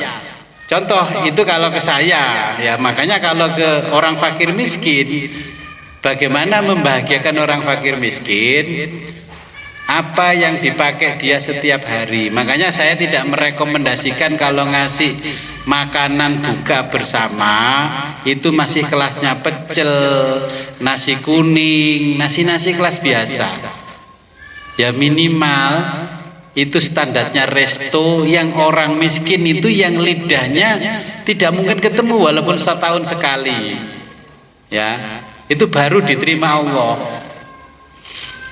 Kalau hanya standar nasi kotak biasa, mereka itu sudah biasa makan seperti itu. Akhirnya jadi kepantasan sosial. Kita berharap pahala yang luar biasa di bulan Ramadan, tapi yang kita berikan sih tidak setara dengan pahala yang kita harapkan. Kalau menurut Al-Quran, amalan kita itu tidak akhlaki, tidak bermoral di hadapan Allah. Kalau ingin dinilai akhlaki oleh Allah, maka perbuatan kita nilainya harus lebih tinggi daripada apa yang kita berikan. Minimal kalau mau beramal di bulan Ramadan, ya, orang satu kampung itu dilihat mana yang fakir miskin, kategori fakir miskin. Belikan baju mereknya Polo semua, tapi Polo yang asli loh, bukan Polo yang tembakan. Ya, belikan atlas yang 5.000 sarungnya. Lah itu dengan bahagianya mereka, jenengan akan dikabulkan semua keinginan. Terus ngasih baju, ngasih kaos seperti saringan tahu. Terus karena jenengan punya toko, terus ini apa saya tanya? Ini parcel Gus. Oh, ini kan tujuannya ingin menarik pelanggan. Jadi itu jangan diharap dapat pahala di bulan Ramadan, malah kasbul wujud. Intinya ora sedekah kok, itu intinya kan ingin menarik pelanggan toh. Toko-toko itu apalagi dikasih merek tokonya. Saya sering dikasih ya sembako dan sebagainya dari toko-toko itu. Ini sedekah Gus, sedekah apa nih? Saya tanya gitu. Ya ini kan narik pelanggan, itu bukan sedekah, itu trik marketing yang dibungkus dengan bulan Ramadan. Wong siri seketi hanya mengucapkan alhamdulillah saja disuruh tobat berapa tahun? 30 tahun. Nah, kita mau begitu berapa tahun diterima tobatnya? Okay. Contoh begini, kalau di Ngoro yang bisa beli sebelahnya Mbah Imron itu orang premium menengah ke atas. Nah itu tukang beca di Ngoro itu panggil semua nih, saya kasih sebelah satu-satu semuanya, toppingnya yang top-top. Saya bisa ngomong itu karena sering dikasih sebelah sama Mbah Imron. Ini sebelah, kalau yang beli bukan kelas premium nggak mampu. Berarti itu nanti bulan Ramadan orang di mana Ngoro dan sekitarnya kan pada ngiler pengen beli sebelah nggak mampu tuh, panggil satu-satu nih. Ramadan aku ambil berkahnya Ramadan, saya kasih sebelah, ini toppingnya yang top-top saya kasih kamu. Loh sebelah itu harganya hampir 100.000. Jenengan kedelengan nggak beli 100.000 makanan? Orang desa, Gus, daripada 100.000 makanan beli beras sudah dapat sekian kilo Gus, bisa makan 1 minggu. Nah ya harusnya gitu ya. Jadi itu contoh kalau ingin diterima amalannya di bulan Ramadan. Saya meneliti faktanya kalau bulan Ramadan banyak orang yang buka bersama di hotel, di rumah makan. 50%-nya mungkin lebih dari 50% tidak pernah sholat maghrib. Terus ngapain lapar dari pagi sampai sore? Terus kegiatan di pinggir jalan bagi-bagi takjil, bagi-bagi makanan. Ya seharusnya ketika maghrib istirahat dulu, ya sholat, setelah sholat baru melanjutkan buka bersama.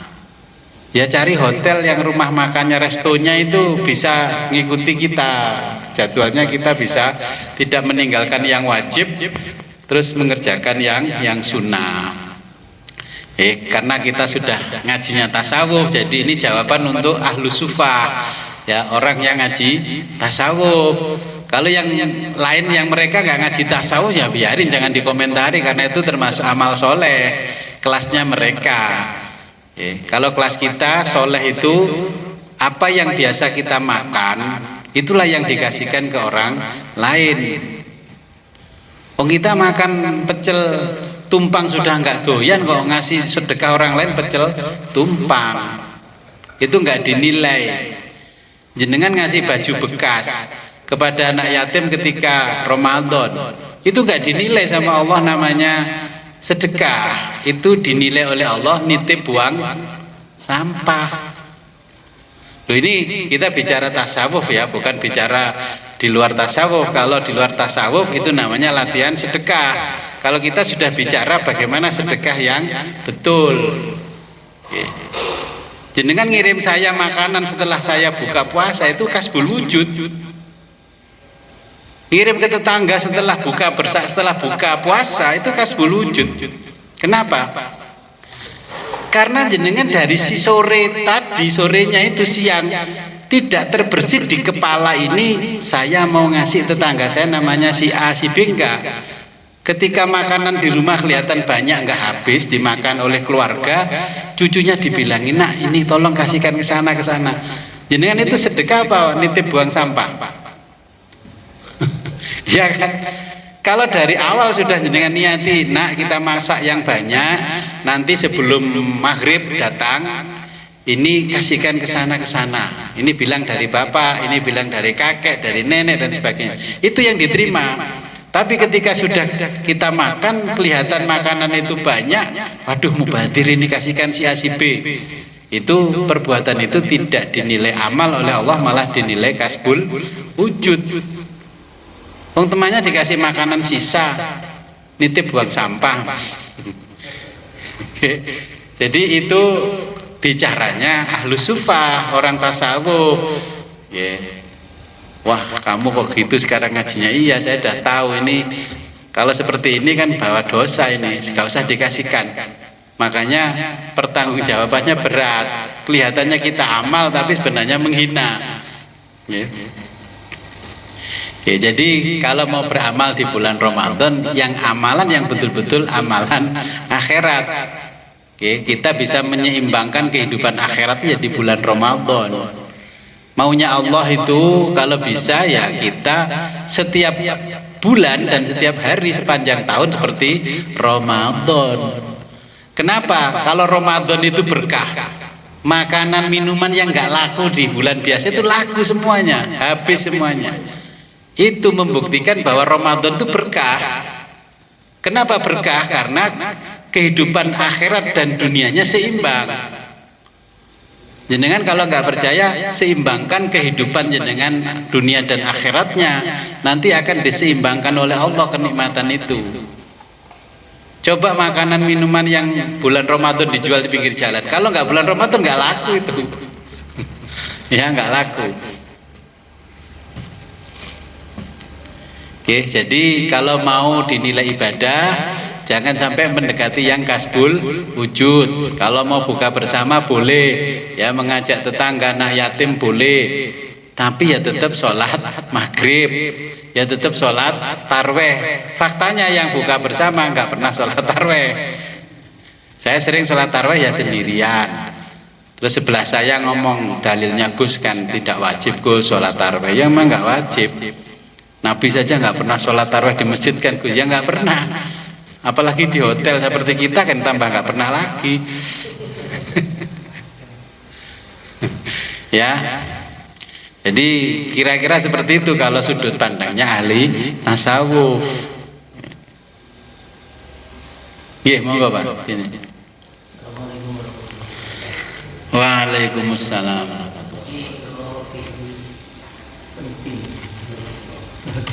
Dengan baru berbicara tentang talqin, karena pentingnya talqin dengan dinawarkan barangkali siapa yang mau hadir di sini. Kalau kita dunia itu, insya Allah yang kami dengan menawarkan itu sudah siap.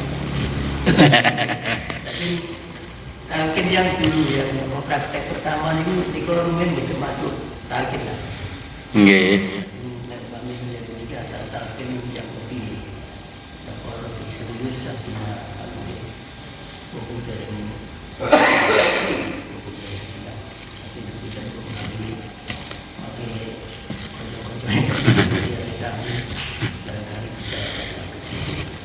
Nggih. Jadi pengertian talqin, memang talqin yang pertama dulu yang kita lakukan itu talqin yang pertama. Kan saya dari awal sudah begini, kalau sudah ditalqin nanti kita 1 bulan sekali, kalau orang Jawa kan pendak apa itu 41 hari sekali kita datang di sini latihan zikir bersama. Ya, latihan zikir bersama, tapi lancarkan zikir itu di rumah dulu. Nah, tapi gimana saya mau mengajak Bapak Ibu jamaah? Wong saya intip dari rumah ya kadang zikir, kadang enggak, yang 165 kali itu. 105 kali. Jenengan enggak apa-apa, enggak bisa setiap habis sholat 5 waktu malam atau pokoknya longgar ya zikir la ilaha illallah, la ilaha illallah.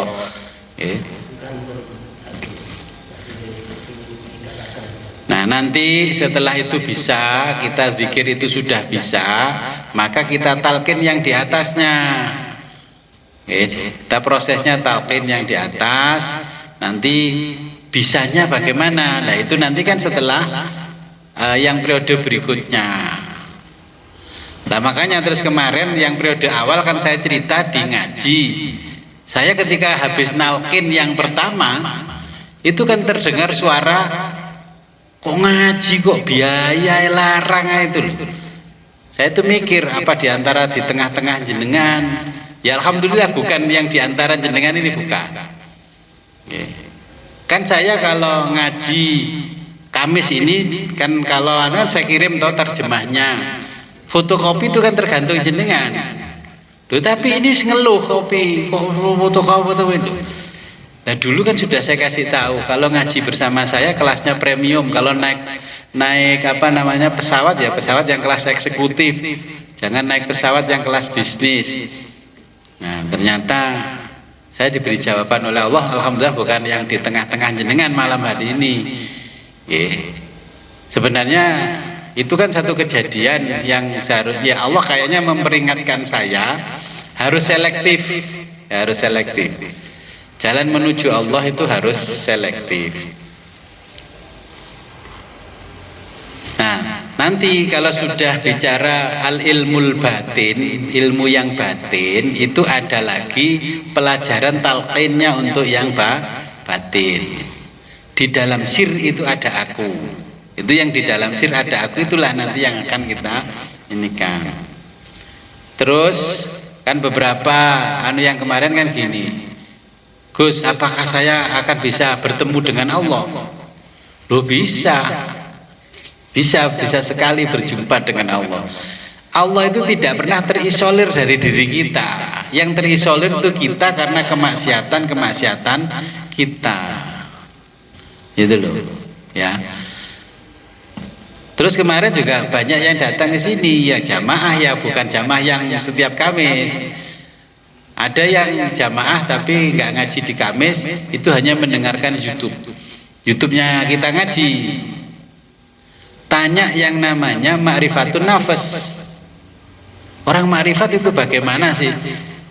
Kan saya sudah bilang, Bapak Ibu yang malam hari ini ngaji itu sudah ma'rifat. Tapi saya bilangi begitu kan nggak percaya diri toh. Percaya nggak dengan ma'rifat itu? Karena selama ini di Jawa, orang Jawa khususnya, Sunda juga khususnya, karena saya juga hidup di Sunda lama. Jadi yang dimaksud makrifat itu memejamkan mata, bisa melihat makhluk-makhluk yang aneh-aneh, goib-goib itu dianggap makrifat.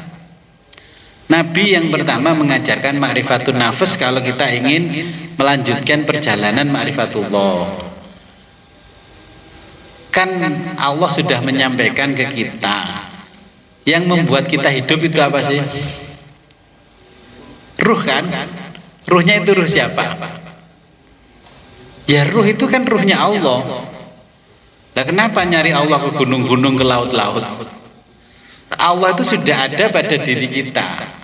Makanya supaya ngomongnya tidak ekstrim seperti Syekh Siti Jenar atau Ibnu Arabi Al-Khalaj, makanya Imam Ghazali itu mengatakan ya, wujudul insan wujudullah, batinul insan baitullah. Di Ikhya itu disebutkan wujudul insan, wujudnya manusia ini adalah wujudullah. Kalau jenengan tanya saya, Gus, mana Gus Wid? Enggak ada, yang ada Gusti Allah. Apa jenengan enggak menuduh saya sesat?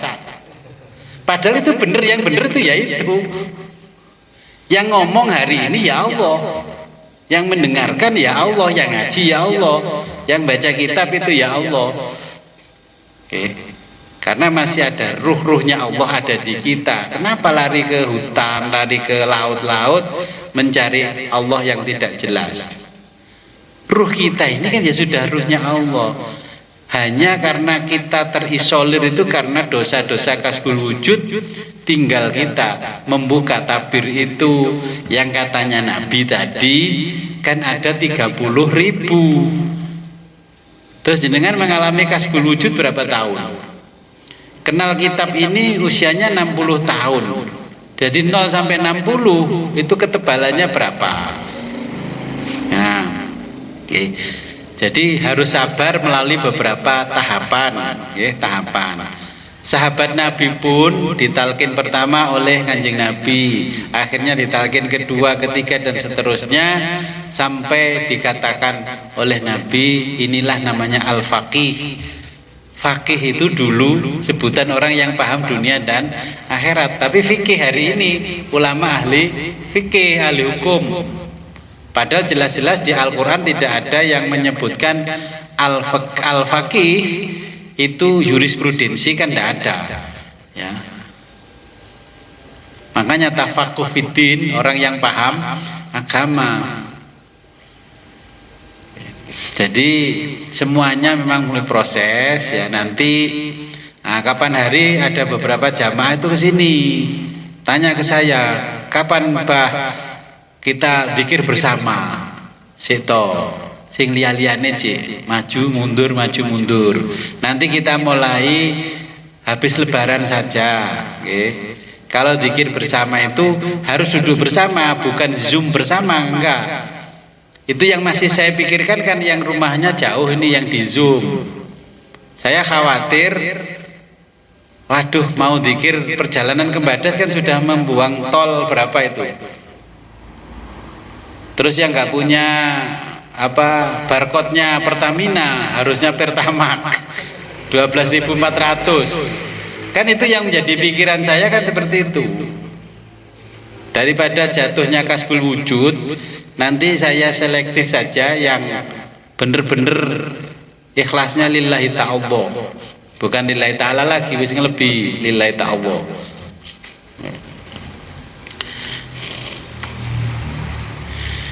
Ya, insya Allah nanti sambil berjalannya waktu, karena ini kan pasal yang ini belum selesai, ya. Nah nanti kan pasal yang ke-6 itu kan menjelaskan ahli tasawuf. Tasawuf yang bagaimana nanti yang kita ikuti, zikirnya yang bagaimana yang kita ikuti. Saya sebagai orang yang mengajari jenengan, nanti kan setiap orang tidak sama. Kemampuannya kan tidak sama. Makanya mungkin yang ini zikirnya siri, yang ini zikirnya jahar, ini tanpa zikirnya harus begini. Itu nanti mengikuti Syekh Abdul Qadir Jailani ada di pasal berikutnya. Okay.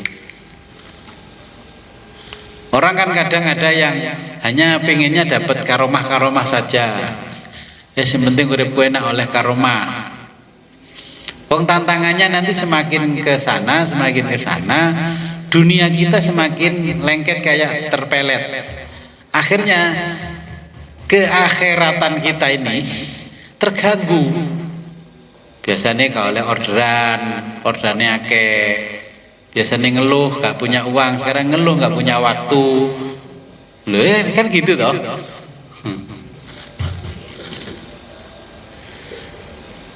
Mungkin ada pertanyaan lagi. Insya Allah nanti kalau zikir ya kita talkin lagi yang tingkatannya di luar ini. Ini kan masih mengajarkan Bapak Ibu zikir satu kali zikir sir yang tawajuh itu kualitasnya sama dengan 1000 kali kalau kita zikir lisan. Kan sudah atau nggak perlu itu. Nah, kemarin saya juga didatangi orang, Gus saya sudah puasa Dalailul Khairat 10 tahun.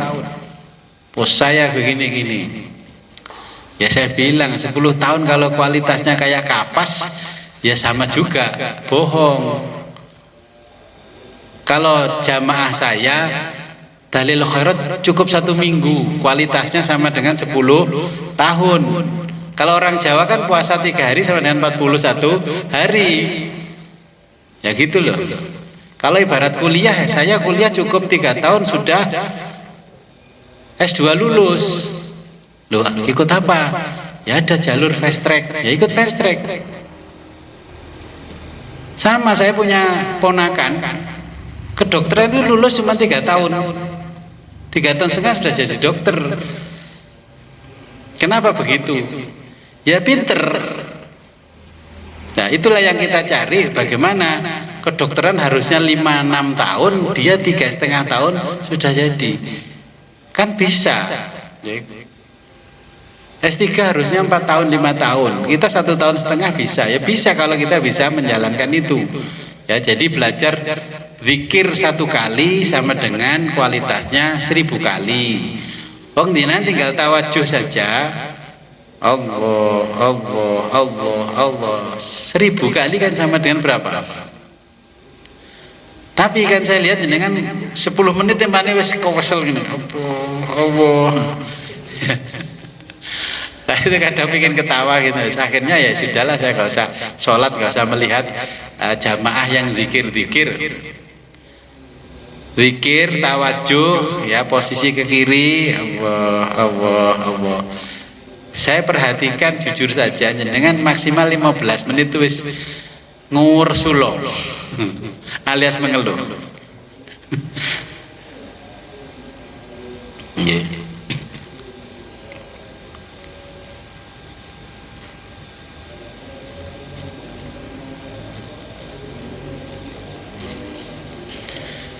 Itu kitab untuk ngaji Ramadan kan sudah saya bagi, yang sudah dapat ya ada terjemahnya. Itu bisa jenengan baca-baca dulu, mungkin untuk memudahkan ngaji Ramadan. Oke. Kalau nggak paham tanya AI sekarang, nggak usah tanya ulama, tanya AI. Sulama gak payu ya ini, kalah dengan AI. Saya tulis itu, kalau jenengan nggak paham tanya AI. Yang penting punya HP yang memenuhi syarat, bisa tanya tanya. Nanti istilah-istilah filsafat kalau jenengan nggak paham tanya AI. Nah berarti kan pinter AI sama jenengan semua.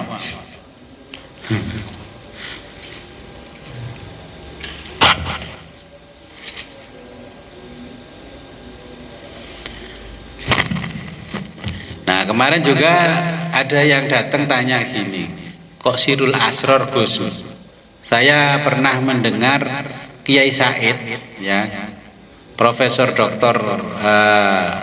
Said Agil Sirot, mantan ketua PBNU, itu ceramahnya katanya si Joyoboyo itu diajari oleh Syekh Samsudin kitab Sirul Asror. Apa Sirul Asror yang diajarkan ke Joyoboyo itu kitab Sirul Asror ini? Terus saya kasih tahu sebenarnya ya kitab ini yang diajarkan oleh gurunya Joyoboyo kepada Joyoboyo, makanya dia tahu segalanya karena sudah tahu apa yang ada di dalam dirinya, mulai ruh qudsi dan sebagainya, sehingga bisa menceritakan kehidupan sampai ila yaumil kiamat. Ramalan Jongko Joyoboyo belum pernah meleset. Ya. Jenengan kalau sudah paham ini semua ya nanti bisa sama dengan Joyoboyo. Umatnya Nabi yang namanya Joyoboyo aja bisa mengalahkan nabinya Bani Israel pengetahuannya. Tapi katanya gini Gus, ngajilah kamu yang tempat ngajinya di daerahnya Joyoboyo. Ya saya buka beberapa konten itu memang ada orang yang ngaji kitab Sirul Asror. Nah temannya itu ngomong Sirul Asror, tapi tidak baca kitabnya, hanya menjelaskan seperti tausiah Sirul Asror. Kalau saya ya harus ngaji teks aslinya ini loh, kita semua kan tahu bukan kata saya. Jadi ya ini kitab yang diajarkan menurut orang tua dulu, yang diajarkan oleh gurunya Joyoboyo.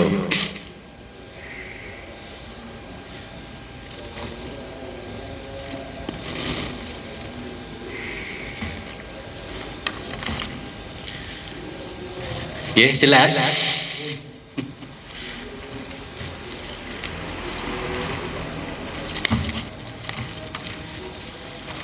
Ya jadi lanjutannya nanti ini Syekh Abdul Qadir Jailani menjelaskan musalsal, okay? Musalsal, sambung menyambung. Jadi ilmunya harus sambung menyambung. Oke, sebelum kita akhiri, marilah kita berdoa kepada Allah. Semoga apa yang kita pelajari pada malam hari ini membawa manfaat barokah fid-dini wa dunya hatal akhirah. A'udzu billahi minasyaitonir rajim. Bismillahirrahmanirrahim. Allahumma salli wa sallim ala sayyidina Muhammadin fil awwalin wal akhirin wa barik wa sallim wa radhiyallahu ta'ala an sadatina ashabi Rasulillah ajmain. Amin ya Allah ya rabbal alamin.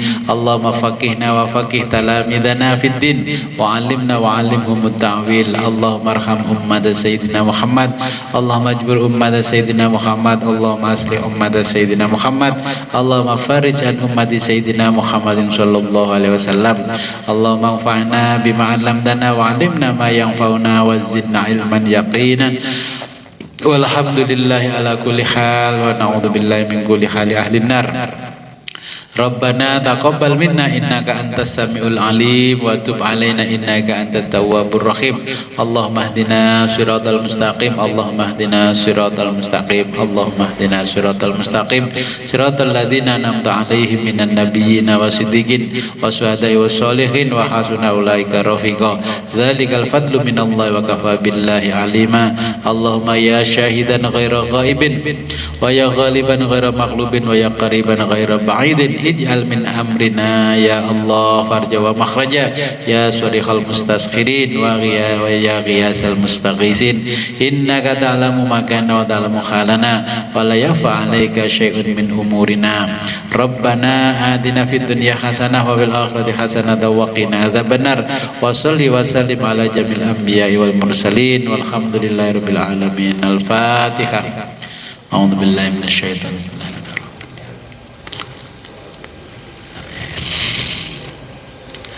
Akhirul kalam, ihdinas siratal mustaqim wa billahi taufiq wal hidayah wa ridhal inayah. Wassalamualaikum warahmatullahi wabarakatuh.